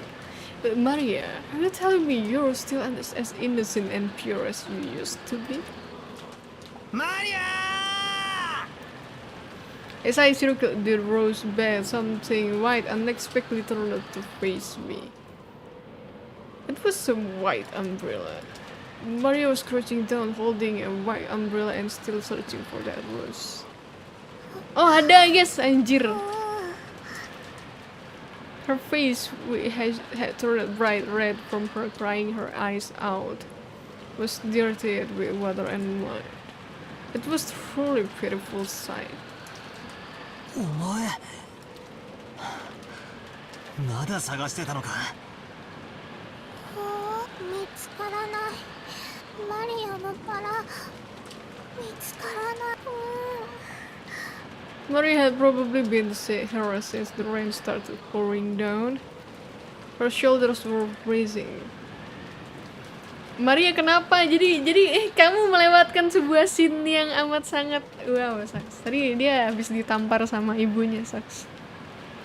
Jadi ceritanya tuh kan di awal pas datang ke mansion ini, pas mau ke guest house tuh mereka nemu ini bunga yang mati, satu bunga yang layu gitu di antara bunga-bunga lain yang segar. Terus sama si George itu bunganya ditandain pakai bungkus permen. Terus sama Maria kayak, oh ini bunga gue, akan gue liatin gitu. Nah terus bla bla bla bla bla bla bla bla, mereka ke pantai, terus mulai gerimis, dia balik tuh si belum gerimis sih, baru mendung, mereka balik. Nah, terus si Maria nyariin bunganya kok nggak ada, padahal tempatnya bener di situ. Terus dia tantrum minta abang-abangannya ini cariin bunga gue gitu. Terus gak lama ibunya datang gitu, nanya kenapa kok masih di luar, udah gelap loh, kenapa nggak masuk gitu lah. Terus dia tantrum kan, ibunya kesel dengar dia tantrum dengan nya itu sambil nangis, ditampar bolak-balik. Terus karena ibunya apa ya, nggak mau terus-terusan kelepasan nyakitin secara fisik anaknya, jadi ditinggal si Maria. Nah, dia masih insist mencari bunganya di sini sampai hujan badai. The umbrella probably came from the handbag Maria always carried around. Thank goodness. Seriously, thank goodness. バトラ君、よかった、見つけたんだね。マリア、ごめんなさい。本当に Ya tipikal Asian parenting, Saks. Soalnya ya aku juga mikir, anjir ini Maria udah 9 tahun tapi tantrumnya masih gitu, anjir kayak bocah 4 tahun 3 tahun.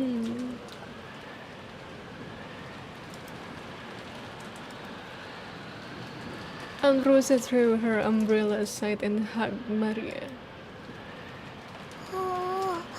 ない。マリアのバラがない。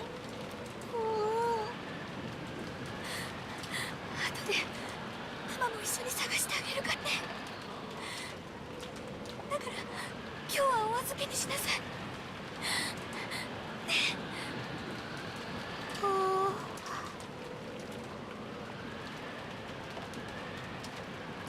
Full balik ortunya siapa?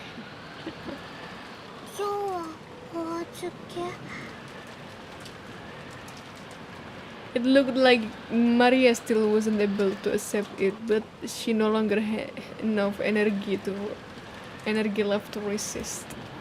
Jessica and Callan couldn't cope up with us. すぐにお屋敷でタオルの用意をさせましょう。マリア、ずっとここにいたのか。ごめんね。本当に悪いままで。 Ini udah minta maaf gini, apakah akan diulangi lagi ke depannya? I wonder. ローザおばさん、とりあえずお屋敷に行きましょう。このままじゃマリアちゃん風邪をひいちゃう。そうね。マリア、行きましょう。ちゃんときれいにしないとおじい様に怒られちゃうわよ。お腹すいた。もう食事の時間だぜ。マリアはよく頑張ったよ。天気が良くなったら私たちも一緒に探してやるから。Udah dimaafkan. Ya, nitip ke Batoran. We couldn't stay in the rain forever. We took Maria with us, and as we headed back to the mansion, Maria apparently wasn't as worn out as I thought. When she remembered we were having calf steak for dinner, she started chanting, I'm hungry, ooh, and returned to her usual spirited self. But Rosa didn't chide Maria for saying ooh. そっか、傘を持っていたのか。さすがマリアは物持ちがいいぜ。Oke, thank you sudah mampir. Oyasumi. マリア、傘なんか持ってない。なんだよ。じゃあその手に持ってる白い傘はどうしたんだよ。貸してもらった。Some caring person must have brought her an umbrella.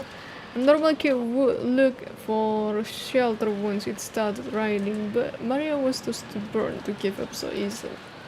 So maybe the caring person gave up on telling Maria to find shelter and decided to at least give her an umbrella. そう。 Siapa nih? その人にお礼を言わないとね。誰？ Oh iya, Saks, hati-hati ya, Saks. Terkabarin, Saks, kalau nemu. Fotoin ya.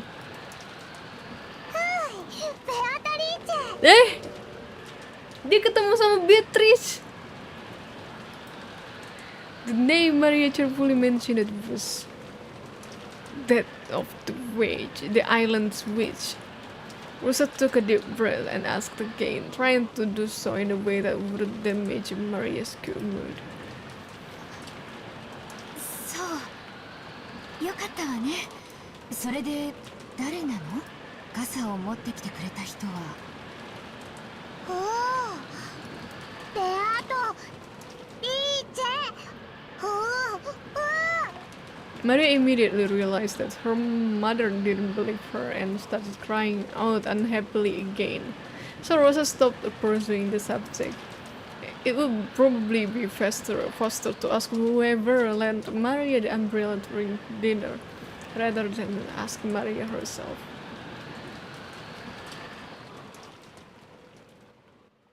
Beatrice. お父さん、どうぞ。せめて晩餐にだけは出席してください。これでは親族会議になりません。Along with a dull pounding on the door, the sound of crowds entreaty could be heard. However, that voice seemed to be resigned to the fact that nothing it said would be heard. 金蔵さん、せめて夕食くらいは出んかね。あんたの顔を見ようと息子さんたちが集まってきてるんじゃないか。黙れ南條、ビショップが聞かぬか。言って足りぬ。Apparently, Kinzo was completely focused on the final battle of his long-lasting chess match with Nanto. Kinzo's brow was wrinkled, as he continued to glare at the game board through his spectacles. Cross's voice didn't reach his ears. 金蔵さん、私も腹が減った。腹減った。下に降りて食事をせんか。ならばお前だけで行くといい。私はもうしばらくこの一手を吟味させてもらうぞ。今夜で決着をつけてやる。さもなくばお前との決着は金輪際つけられそうにないからな。Nanjo rose from his seat, hoping this would prompt Kinzo to do the same, but Kinzo's eyes never left the chessboard. He knew well that Kinzo always displayed a blind concentration when it came to chess, but he'd never seen Kinzo concentrate as hard as this. It was almost as though Kinzo was telling the truth, and there would never be another chance for them to continue their contest if they didn't finish tonight. Apa? Malam terakhir Kinzo ya? Oh my god. It seemed that no matter how obstinately he called out to Kinzo, it wouldn't reach the latter's heart. Nanzo gave up and headed to the door that Kraus was still banging on. The door to the study opened. Kraus was taken aback, thinking that maybe Kinzo was actually coming out. However, Nanzo was the only one who appeared, and Kraus let out a sigh of relief. 南條先生、親父殿は。お役に立てなくて申し訳ございませんな。今や金蔵さんの世界はこの部屋だけです。Nanjo shook his head with a completely defeated expression. Kraus raised his fist once more and banged on the door, shouting. お父さん、聞こえま。私たちは下へおりますが、気が向か息子兄弟一同、ずっとお待ちしておりますよ。His voice was very loud and he was making a racket pounding on the door. There was no way it wouldn't reach Kinzo's ears. Well, it certainly was reaching him, but he ignored it anyway.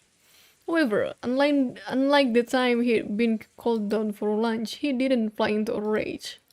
But no, Kinzo was calm at heart, almost as though he had taken a philosophical view and turned himself over to fate.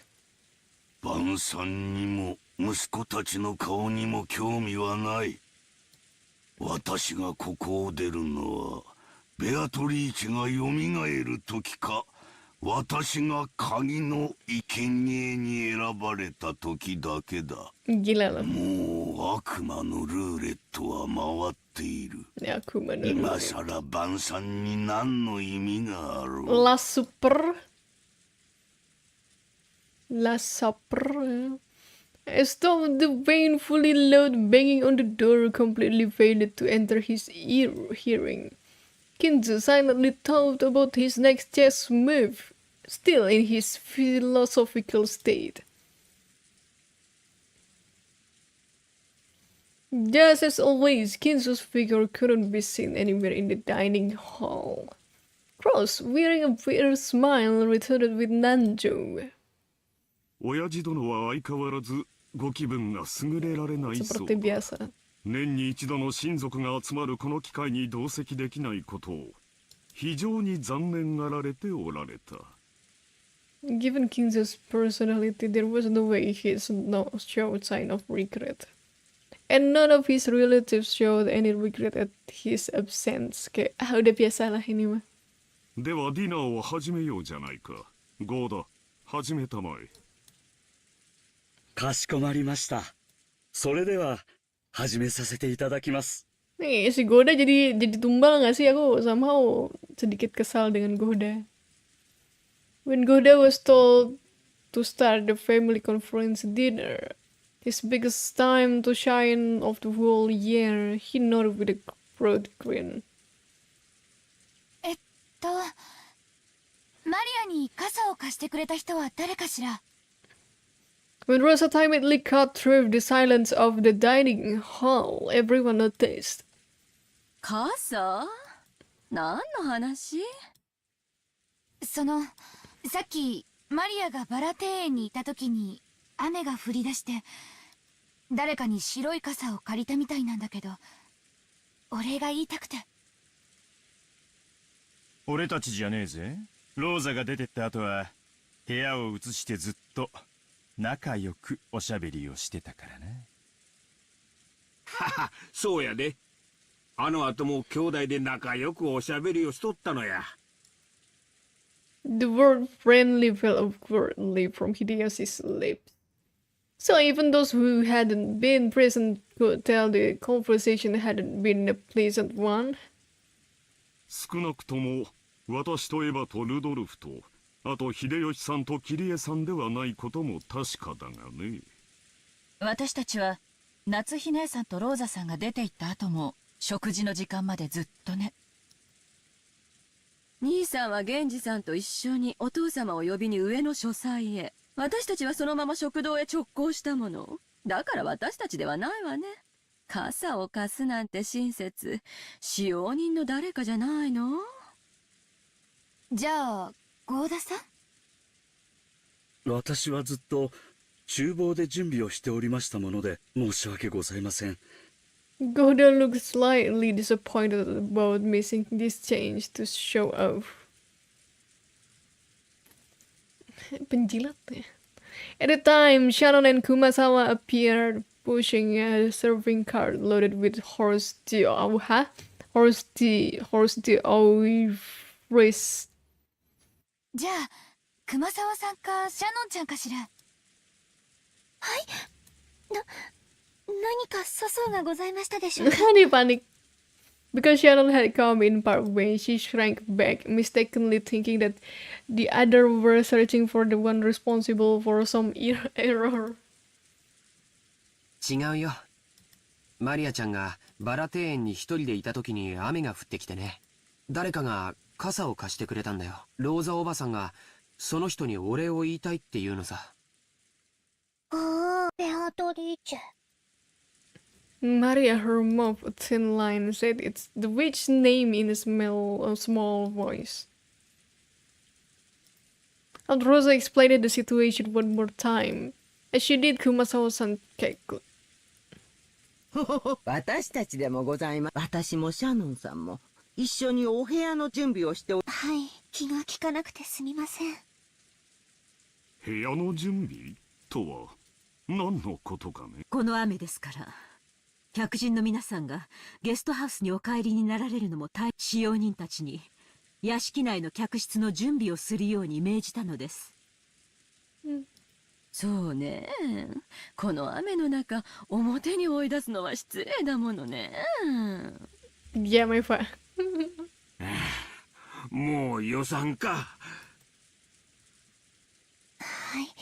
奥様からそのようにご指示を受けまして、私と熊沢さんとカノン君の、そしてご夕食の時間になり、源氏様からゲストハウスのお子さん。ですから、カノンさんがゲストハウスに行かれるときに。違う。 The person who had actually received the umbrella denied it. Rosa was troubled.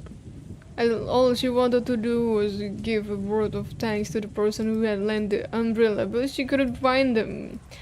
And she thought asking like this with everyone gathered for dinner would work immediately. じゃあ、夏日姉さん？ごめんなさ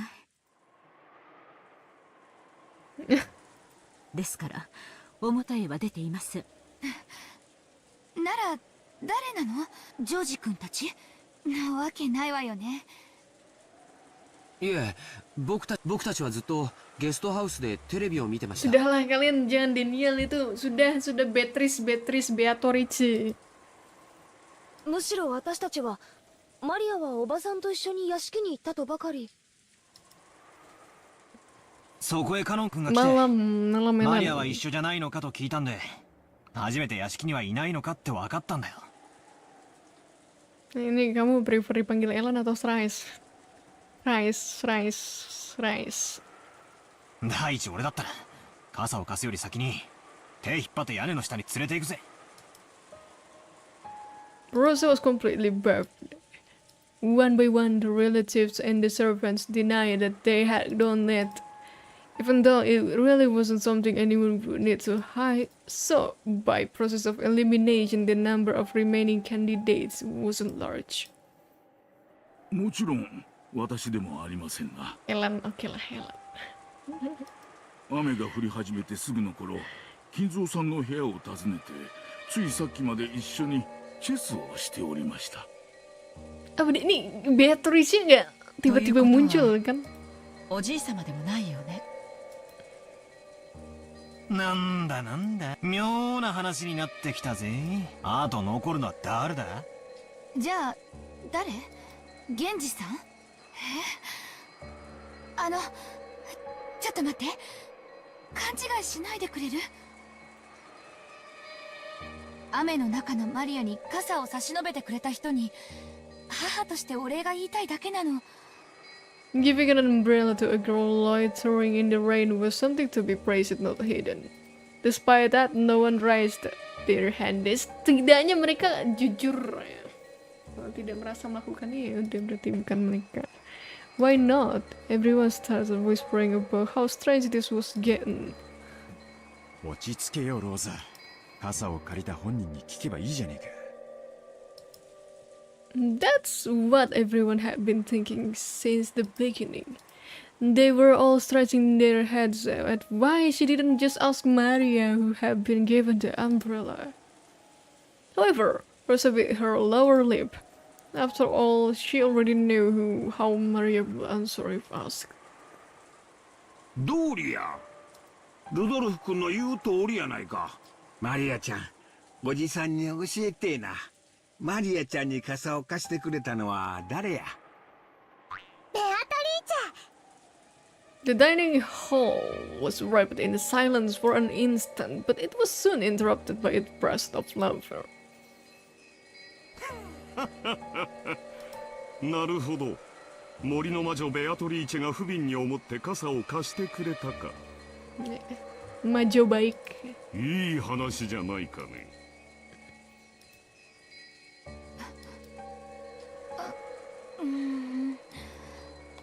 Rosa couldn't believe it.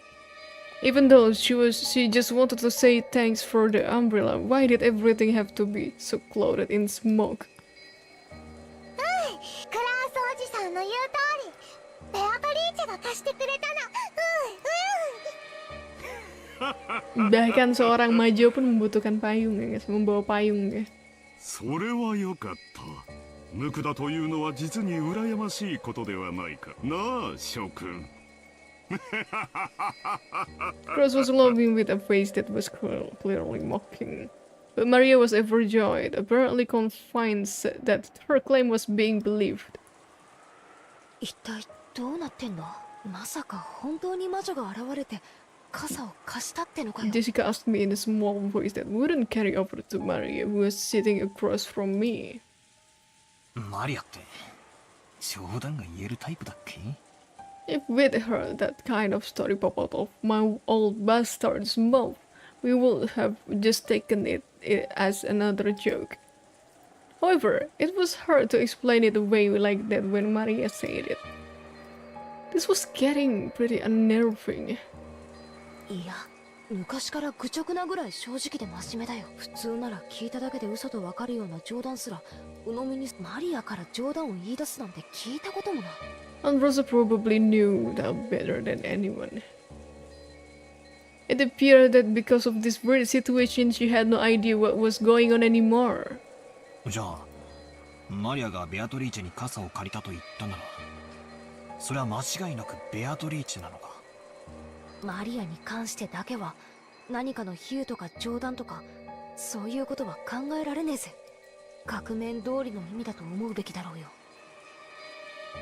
じゃあなんだよ、源氏さんあたりがあの肖像画のごついドレスを着てマリアに傘を持って行ってやったっていうのか？そんなことは知らねえぜ。私が聞きたいくらいさ。 Jessica shrugged jokingly, but her expression didn't completely match her attitude.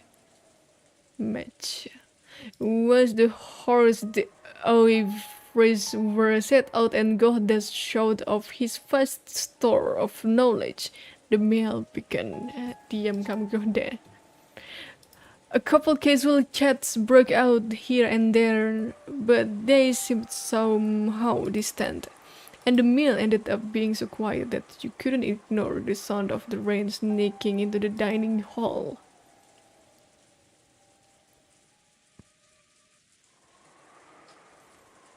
Kumasawa-san and Shannon, pushing the serving cart, ran into Genji and Canon on their way to the kitchen.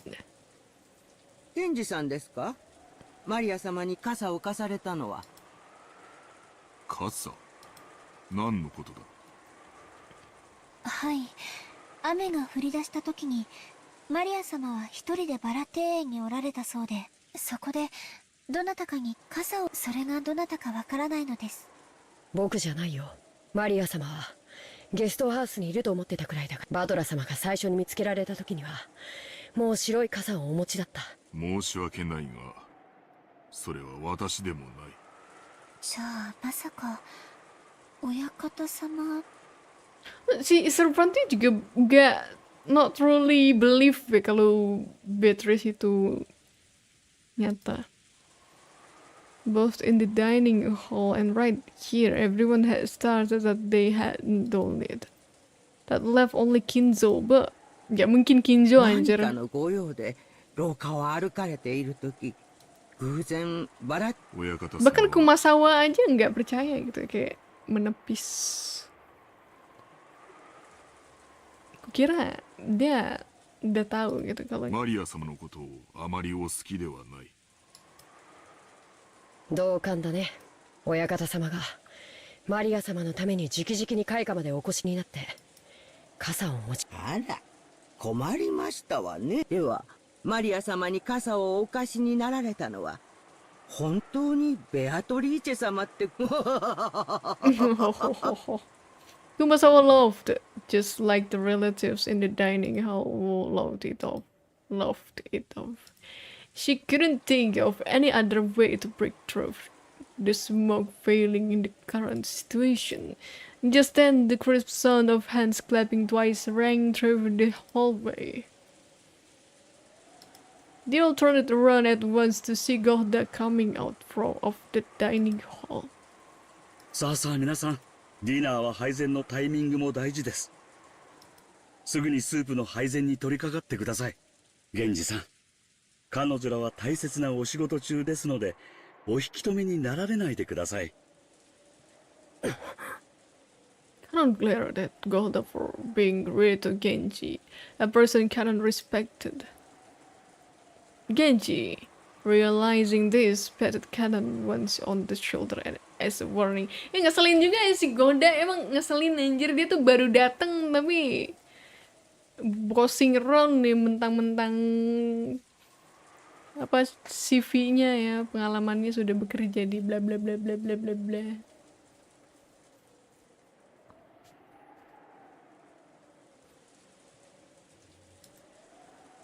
Gohdaの指示に従いなさい。今は晩餐の配膳を急ぐように。ほらほら、時間がありません。タラタラしない。急ぎますよ。Gohda grabbed the serving cart from Sharon and steadily pushed it towards the kitchen. では私どもも厨房に戻らす。ゴーダさんも気の短い方ですからね。私もこれで失礼いたします。Kumasawa and Sharon left. Only Genji and Canon remained. Through the window, the darkness of the rainy night could be seen, along with the occasional thunderbolt. 源氏様、ベアトリーチェ様が本当にお戻りになられたのでしょうか。わからん。親方様にお知らせしますか。せずともよい。本当にお戻りになられたなら、やがておのずとそれにあれは気まぐれなお方。親方様にご報告申し上げたところで、お姿を。親方様の儀式はすでに始まっているということでしょうか。Oh shit. おそらく。 Mukanya Gohda kayak muka orang pengkhianat. Iya kah? You think so ya?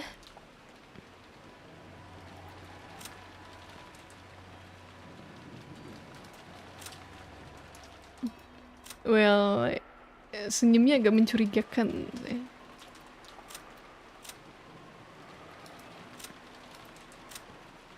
Ini kita lihat saja. だがそれは我ら家具には何の関わりもないこと。親方様に受けたご恩を最後の瞬間までお返しするのみ。はい、それが僕たち家具の務めです。The thunder crashed once more, except for those instants when lightning lit up the sky. Nothing could be seen out the window but the darkness of night. Just as humans rule when the sun is up, those that are not human rule when the sun is down. Oh shit. The darkness of night that now surrounded Rokenjima was ruled by another master, not the Ushiromiya family. Did this master take pity on Maria when she was alone and being pummeled by the rain in the rose garden, lending her an umbrella? Kanan looked at the rose garden's lights, dimly visible beyond the window. The dim lights weren't enough to illuminate the surrounding area. Looking at those lights felt like making eye contact with the witch, and Kanan forced himself to avoid his gaze. If he didn't, it felt like his eyes would be absorbed by that light.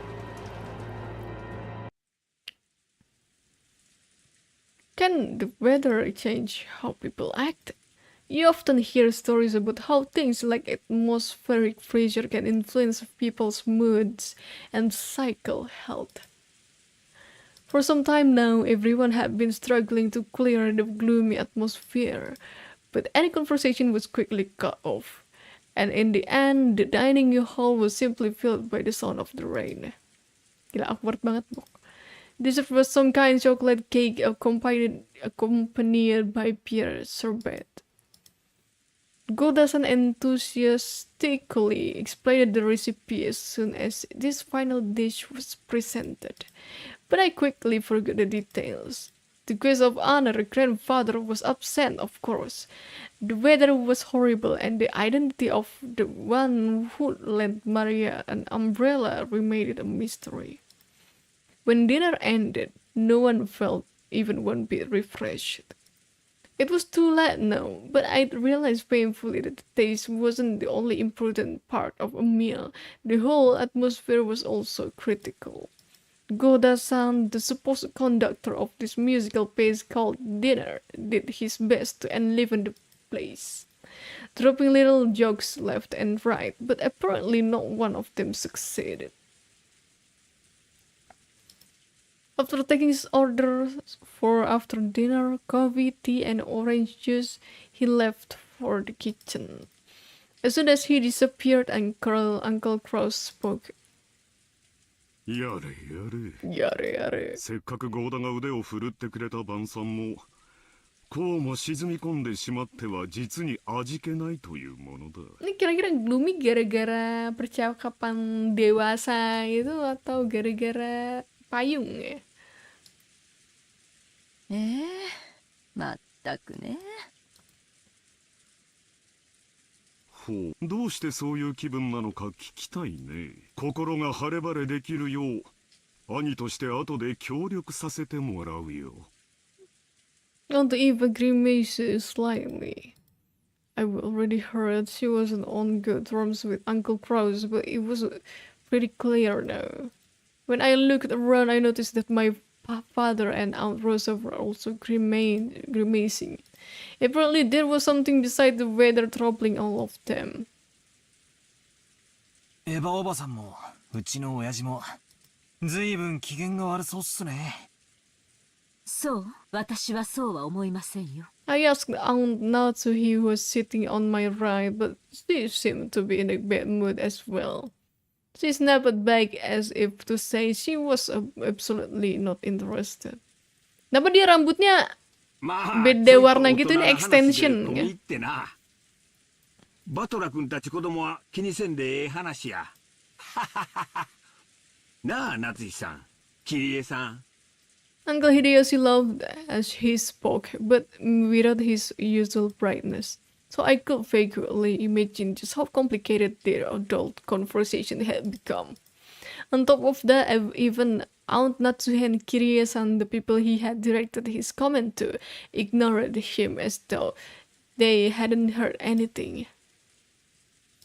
I didn't know what kind of conversation they'd been having while us kids were away, but it reminded me of how Dad said he had stomach cramps when we arrived at the mansion. The family conference might have been a playful reunion to us kids, but it was definitely different for the adults. After Uncle Hideyoshi's comment was ignored by the other adults, and an awkward silence fell over the room, Kirie-san spoke up. 子供たちの進路はどうなるのかしらとか、そういう話よ。バトラ君は将来はどうするの？ぼんやりと大学進学？そんなのじゃ長い人生レースのスタートラインとしては Jadi gimana Saksapora Betrayed sudah muncul? Dia masih belum muncul wujudnya, tapi dia ngasih payung ke Maria tadi. あいたたたたたた。キリエさん、飯の最中にそんな話されちまったら消化不良で便秘になっちまうぜ。 Tapi nggak tahu ya, aku nggak tahu buat episode satunya tuh mereka berapa lama, tapi tebakanku di episode 2 Beatrice-nya udah muncul sih.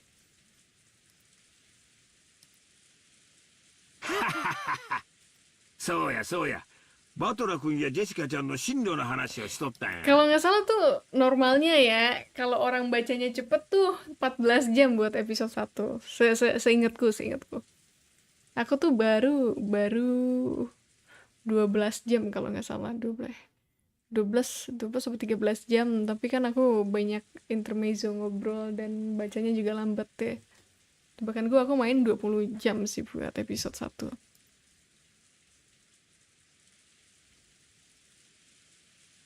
Payung emas, payung putih, Saks. 将来のことは真剣に Hideyoshi heartily agreed as if they really had been talking about that. But that was probably wrong. Kirie-san had been obviously trying to change the subject. However, if Kirie-san had determined that this was the best course of action for now, then she was probably right. Anjir, lama juga. Iya, Saks, selama. Makanya aku pilih main di channel terpisah. Soalnya aku yakin nih, ini partnya pasti, ini tagar part di thumbnail nih ya. Kalau aku main sampai, ini kan masih question arc ya. Kalau aku main sampai yang answernya, which is totalnya ada 8 episode, aku yakin tagarnya tuh sampai 70-an sih.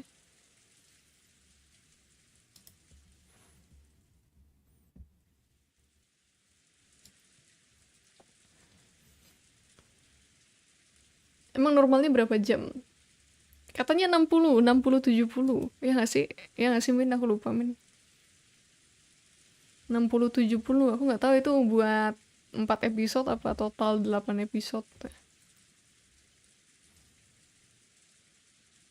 Yes, this is a very, very long visual novel.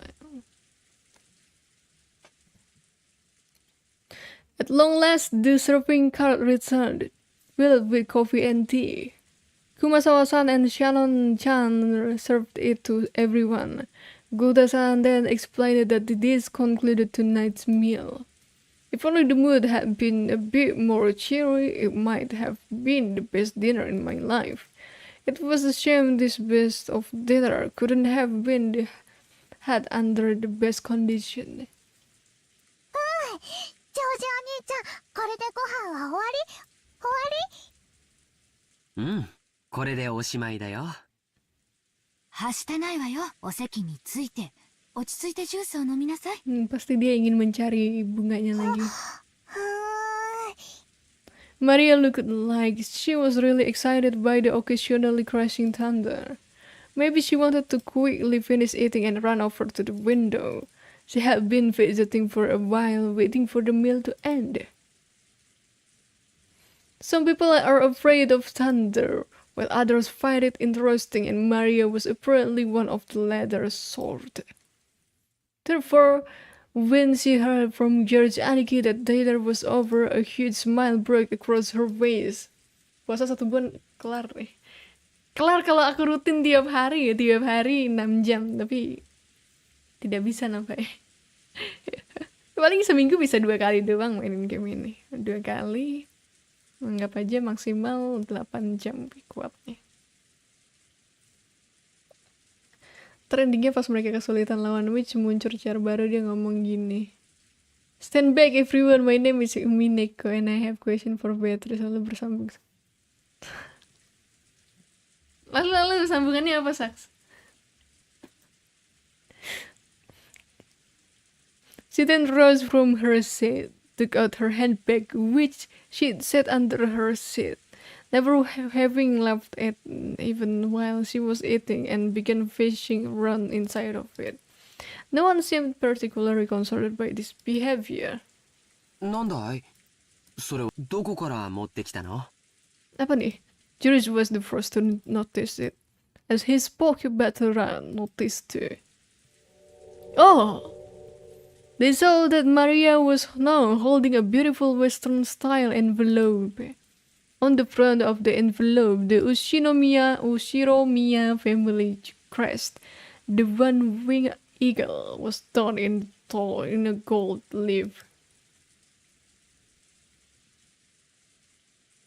Furthermore, the fact that it was sealed with dark red wax made it clear that this wasn't something Maria could have brought as a prank.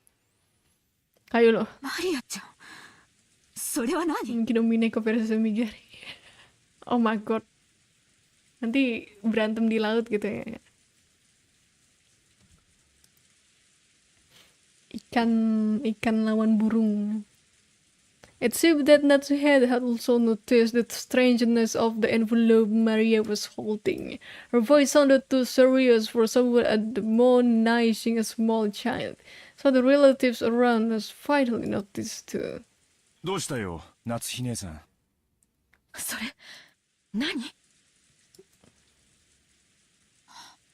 あなた、それをどこで拾ったの？その封筒は金蔵さんの。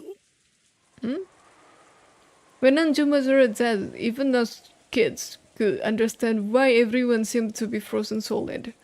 The envelope that Maria held was one of the Ushinomiya family had custom-made envelope for private use.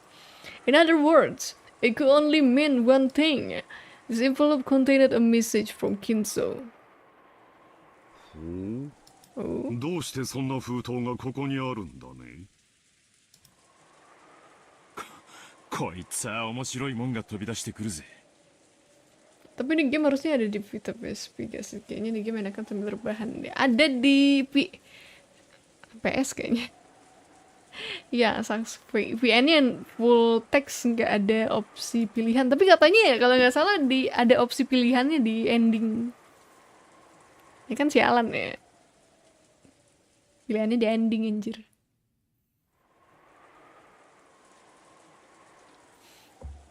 Coba Saks cari tahu, Saks ini ada di platform apa aja.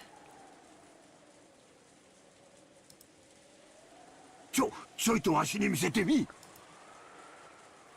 ダメ、マリアが読むの。マリアがみんなに読んで聞かせなさいって言われたの。 Uncle Hideyoshi tried to snatch the envelope out from Maria's hands, but she protected it as Toge, hugging it and didn't let go. 秀吉兄さん、子供相手に力ずくなんていけませんよ。マリアちゃん、その封筒はどうしたの？傘を貸してくれた時にベアトリーチェにもらった。ご飯が終わったらマリアがみんなに読んで聞かせろって言われた。 Oh, dia excited gara-gara itu. Kukira dia mau balik mencari bunganya, ternyata gara-gara pengen bacain ini. マリアは魔女の目。 Walau pas ketemu, iya Saks, betul Saks. メッセンジャーなの。メッセンジャーこの島の魔女様は随分と洒落てるじゃねえかよ。Beltra tried to joke about it, but no one laughed. それで中には何て書いてあるのかしら、マリアちゃん。Maria casually opened the envelope. It was sealed only with wax, so she just had to remove the sealing wax to open it. That sealing wax fell onto the desk. Hideyoshi hastily picked it up and stared fixedly at it. He then set it in the center of the table, where Natsuhi, Kirie, and Nanjo stared at it. Imprinted in the sealing wax was the one-winged eagle, which was the Ushiromiya family crest and also Kinzo's personal crest. これは当主様の文字。私は金蔵さんに手紙をもらっ、これは間違いなく金蔵さんの風浪だ。でもこのお屋敷には例えば風浪用のハンコのようなものがあれば、金蔵さんでなくても風浪はできるのでは？ Wait. Aku menotis sesuatu ya. Ini gara-gara si Eva ini istri kedua, maksudnya istri setelah istrinya Kinzo, kok Kinzo si Rudolf meninggal, ibu tirinya si Batra, atau dia desain bajunya tuh nggak ada ininya ya, nggak ada ini loh, logo keluarganya. Weh. Oh apa? Oh never mind. Oh ya karena ini guys, karena mantu ya. Yang mantu tuh nggak ada. Oke, never mind. Ini dia ada ya. Oke.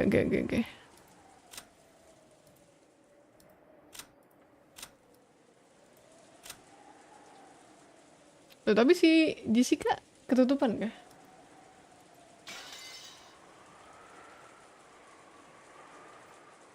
Artinya apa? Artinya kamu fanboy terbaik, Saks. Demi Umineko portable di PSP. Nah, enak tuh kayaknya. いや、金蔵さんは風浪には必ず自分が指にしている後ろ宮家当主の証の指輪で、この形や複雑な衣装は間違い。そうとは限り、親族であれば一度くらいは親父の手紙を、その風浪をもとに偽の紋章を作り、親父殿を語って刻印。兄貴に同感だ。風浪に刻印されている紋章がどれだけだから、その封筒が親父のものであると。私も全く同じ。風浪の刻印だけでお父様の手紙だなんて決めつけることには同意できないわ。南條先生、曖昧な言葉は慎んでいただけるかしら。これは失礼。出過ぎた口でしたな。One after another, all of the siblings from crowds on downwards rejected Nanjo's statement, saying that the envelope Maria held wasn't necessarily from Kinzo. They were afraid. They were feared from the bottom of their hearts that Kinzo's intentions were written in there, and that it might be some announcement regarding the inheritance that would be decidedly unfavorable to them. マリア、その封筒は傘を貸してくれた人がくれたのね。じゃわからないでしょ。そうなの？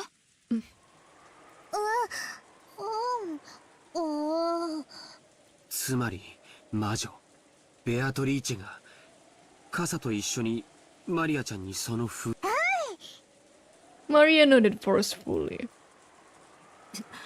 主人に私も得体の知れない何者かが手渡した読むにも値しません。 What you mean? Kalian takut aja kan kalau misalkan kalian gak dapet warisan, makanya gak mau dibuka kan? せめて読むくらいいいじゃねえか。 Dasar orang dewasa aneh. Bertrand said it to Jessica in a small voice, trying to act tough. But that's when he heard him clearly and glared at him with threatening eyes.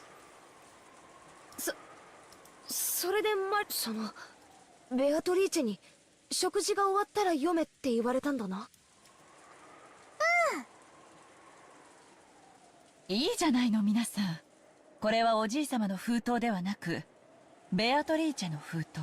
誰が書いたのかはともかく、中身を聞いてからの。そう、お父さんが書いたとは限らんが、中身が気になるんは事実や。マリアちゃん、さっきは無理やり取ろうとしてすまんかった。謝るから、みんなの前でそれ読み上げてくれんか。マリア、読みなさい。Aku cuma dapat jatah nasi MBG satu. Kalau dapur nggak apa-apa ya, dapur MBG. Well, kalau kamu ingin bersekutu dengan iblis ya.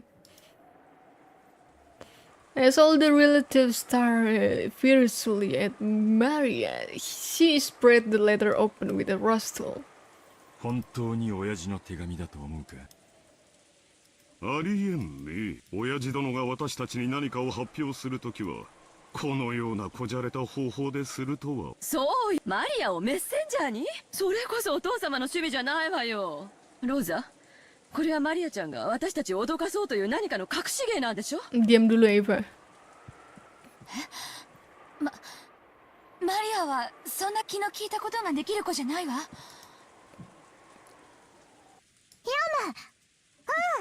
Ayo baca Maria. Baca. The words came out of Maria's mouth, but for some reason her voice seemed different than usual. Everyone went suddenly silent. Apa dia dirasuki Beatrice? 剣島へようこそ、後ろ宮家の皆様方。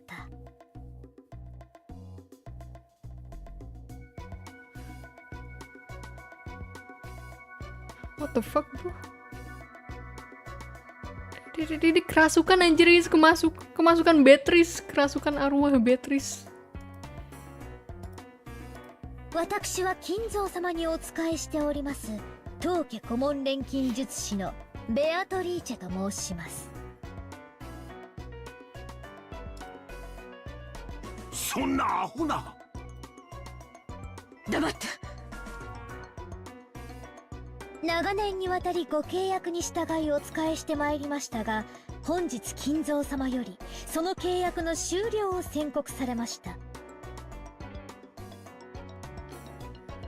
On this day, Kinzo-sama has announced the final suspension of that contract. よって本日をもちまして、当家顧問錬金術師のお役目を終了させていただきますことを、どうかご了承くださいませ。くだらん。ざれ言だ。聞くに耐えません。さてここで皆様に契約の一部をご説明しなければなりません。Anjir, musiknya banger guys. 私ベアトリーチェは金蔵様にある条件とともに莫大な黄金の貸与をいたしました。その条件とは、契約終了時に黄金のすべてを返還すること、そして利息として後ろ宮家のすべてを頂戴できるというものです。I am to receive everything of the Shiromiya. Anjing ini. What the fuck? Anjir juga kakeknya. Dia kayak ini guys. Kayak ngutang ke Majo ya. Bunganya apa bunganya? Ini aku nggak tahu nih maksudnya everything of the Shiromiya maksudnya ke hartanya atau secara keseluruhan dengan nyawa dan jiwanya gitu. むちゃくちゃや。初めっからむちゃくちゃだぜ。要するにあれだろ、よくある悪魔の契約みたいなやつなんだろ。ほんで契約がおしまいってことになるから利子を回収に来たってわけだ。いいんや、長年の退職金のつもりかな。ちゃっかりした魔女だぜ。バトラ君、今は茶化さない方がいい。Batara made a face as if to ask, if I can't make fun of this, what can I make fun of? Some of the adults' faces were pale, while others looked dazed. これだけをお聞きならば、皆様は金蔵様のことをなんと無慈悲なのかとお嘆きにもなられるでしょう。しかし金蔵様は皆様に富と名誉を残す機会を設けるため、特別な条項を追加されました。append a special clause to the contract so that you would have a chance to preserve your wealth and honor. その条項が満たされた時に限り、私は黄金と利子を回収する権利を永遠に失います。特別な条項？それは何よ？特別条項。契約終了時にベアトリーチェは黄金と利子を回収する権利を持つ。ただし隠された契約の黄金を暴いた者が現れた時、ベアトリーチェはこの権利を全て永遠に放棄しなければならない。利子の回収はこれより行いますが、もし皆様のうちの誰か一人でも特別条項を満たせたなら、すでに回収した分も含めて全てお返しいたします。Jadi disuruh nyari, ya, disuruh nyari emasnya, guys. なお、回収の手始めとしてすでに後ろ宮本家の家督を受け継いだことを示す後ろ宮家当主の指輪をお預かりさせていただきました。I have taken possession of the Ushiromiya family head's ring, which signifies the passage of the Ushiromiya family head's chiffon. 封印のろうそくにてそれをどうかご確認くださいませ。これがそうだというのか。親父が指輪を手放すなどありえん。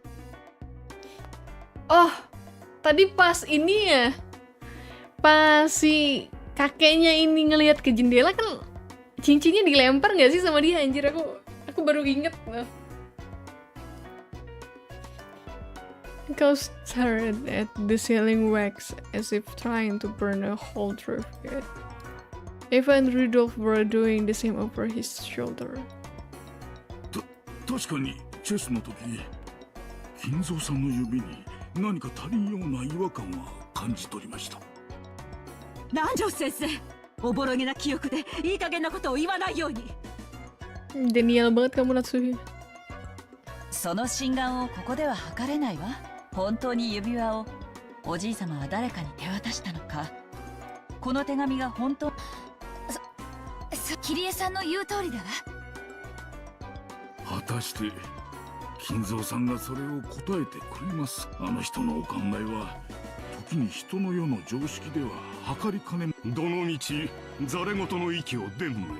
第一、黄金幻想自体が親父殿のまやかしだ。ありもしない黄金の話を始めるのはお前たちだけで十分だ。でも魔女様はおっしゃってるわよ。黄金を見つけた者に家督と全ての財産を引き渡すってね。つまりベアトリーチェ様はお父様の顧問弁護士もしくは金庫番でもあられるってことじゃないのかしら。このような怪しげな文章を子供に託すような怪人物を信用することなどできません。兄貴、腹を割ってもらうぜ。兄貴の知らない人物が親父の財産管理をしてるようなことはあり得るのか。いや、それはない。私は当主代行として親父殿の全ての財産を把握している。私に知られずにそれらを自由にできる人間はいないはずだ。じゃあつまりクラウス兄さんの把握していない財産ってことじゃないの？バカな、そんなものあるわけがない。あるわよ。兄さんが把握していないお父様の資産。Eva mau ngejilat witch kan, jadi emang mau manas-manasin aja sak. Gaslighter handal. そんなものあるわけがありません。いや、あるで。それがお父さんの、いや、ベアトリーチェの隠し黄金や。話を整頓しよう。つまり親父には兄貴も知らない腹心がいた。そしてそいつはずっと黄金の番と運用を任されてきたわけ。あるいは悪魔の契約まがいのルールで融資した神塚の大富豪か。その腹心のベアトリーチェさんは自分の黄金を有志する相手として息子兄弟の誰がふさわしいか試したいということなのかしら。Jadi juri. Oke juga ya bakal dilihat. What you mean, oke. Desainnya kan. Curious question was one that all the siblings wanted answered. Upon reflection, they realized that Kinzo's strange epitaph had hung in the hall beneath the witch's portrait for quite some time. And while it had long been whispered that whoever solved the puzzle would receive everything, no one had ever clearly stated it. It was just something that everyone had hoped might be true. And right there, right here, right now, the thing they'd hoped for had been clearly stated in Beatrice's letter. It clearly specified that everything of the Ushiromiya family would be given to the one who found the gold. 黄金の隠し場所については、すでに金蔵様が私の肖像画の下に碑文にて公示されております。Publicly displayed, huh? 条件は、碑文を読むことができる者すべてに公平に。黄金を暴けたなら、私はすべてをお返しするでしょう。それではどうか今宵を、金蔵様との知恵比べにて、存分にお楽しみくださいませ。今宵が知的かつ優雅な夜になるよう、心よりお祈りいたしております。黄金のベアトリーチェ。Dia akan kembali ke UU-nya kan? お父さん、聞こえているはずです。返事をしてください。The door to Kinzo's study was being violently, harshly beaten against over and over again like a percussion instrument. The yells coming from the other side belonged to Kraus, Rudolph, and sometimes Eva. It was the siblings who were trying to intrude upon Kinzo's study to question him about the truth behind that mysterious letter. Kinzo was eating. An elegant tablecloth was set over the desk, and the fabulous dinner that had adorned the table down in the dining hall was reproduced here. Kinzo continued his meal in silence. Shannon, taking away an empty plate, looked uncomfortably between the door being pounded on and Kinzo's face. 皆さんがお呼びですが、いかがいたしますか。捨ておけ。神と我が晩餐は沈黙を尊ぶ。黙らせますか。必要ない。我が耳には届いておらぬ。Kinzo enjoyed his food, apparently indifferent. Genji quietly lowered his head and took a single step back. As he did, Canon, who stood in reserve like a shadow behind and to the side of Genji, opened his mouth.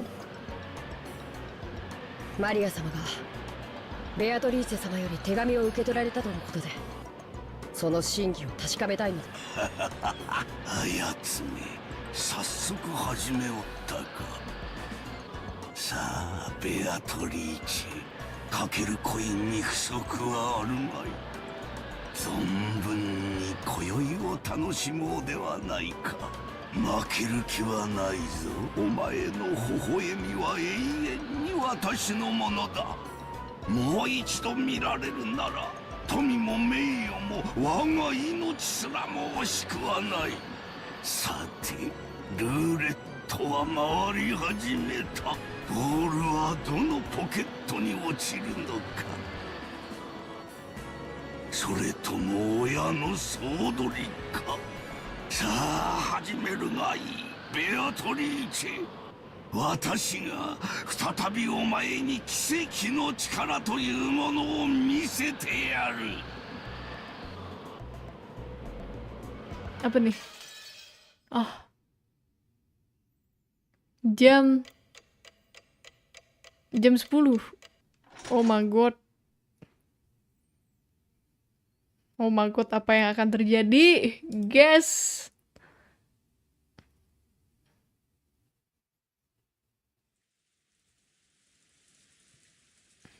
Apa yang akan terjadi? Kita akan lihat di the strange letter that the witch had entrusted to Maria with all memories of dinner from our minds.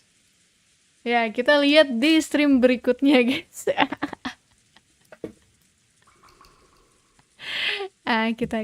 Kita sudahi dulu untuk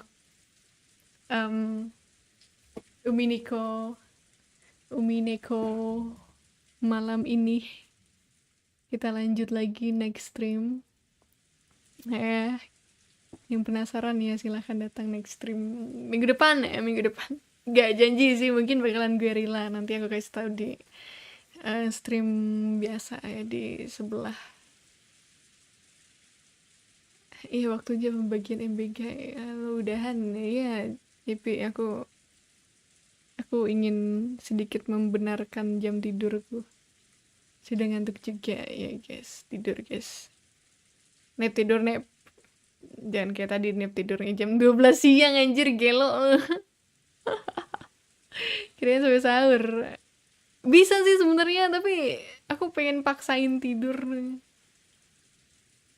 Nah, demi membenahi jam tidur. Jujur kecewa, maaf saks.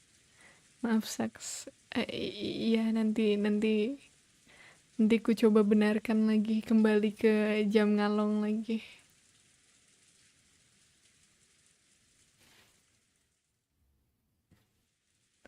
Para emang your favorit di announce pasti kita biarkan saja. Oke, aku nalojin WWM guys.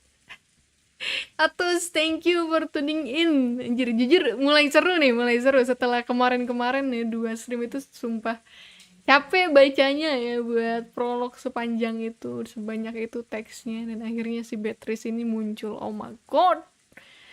Oke, see you again next stream. Besok sih? Besok ya? Oh, malam ini maksudnya, malam ini aku main Ibu ya.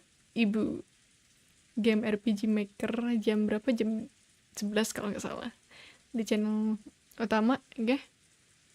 Otsu Cleo, Otsu Elan, Otsu Hartomin, Otsu Nipi, bye-bye.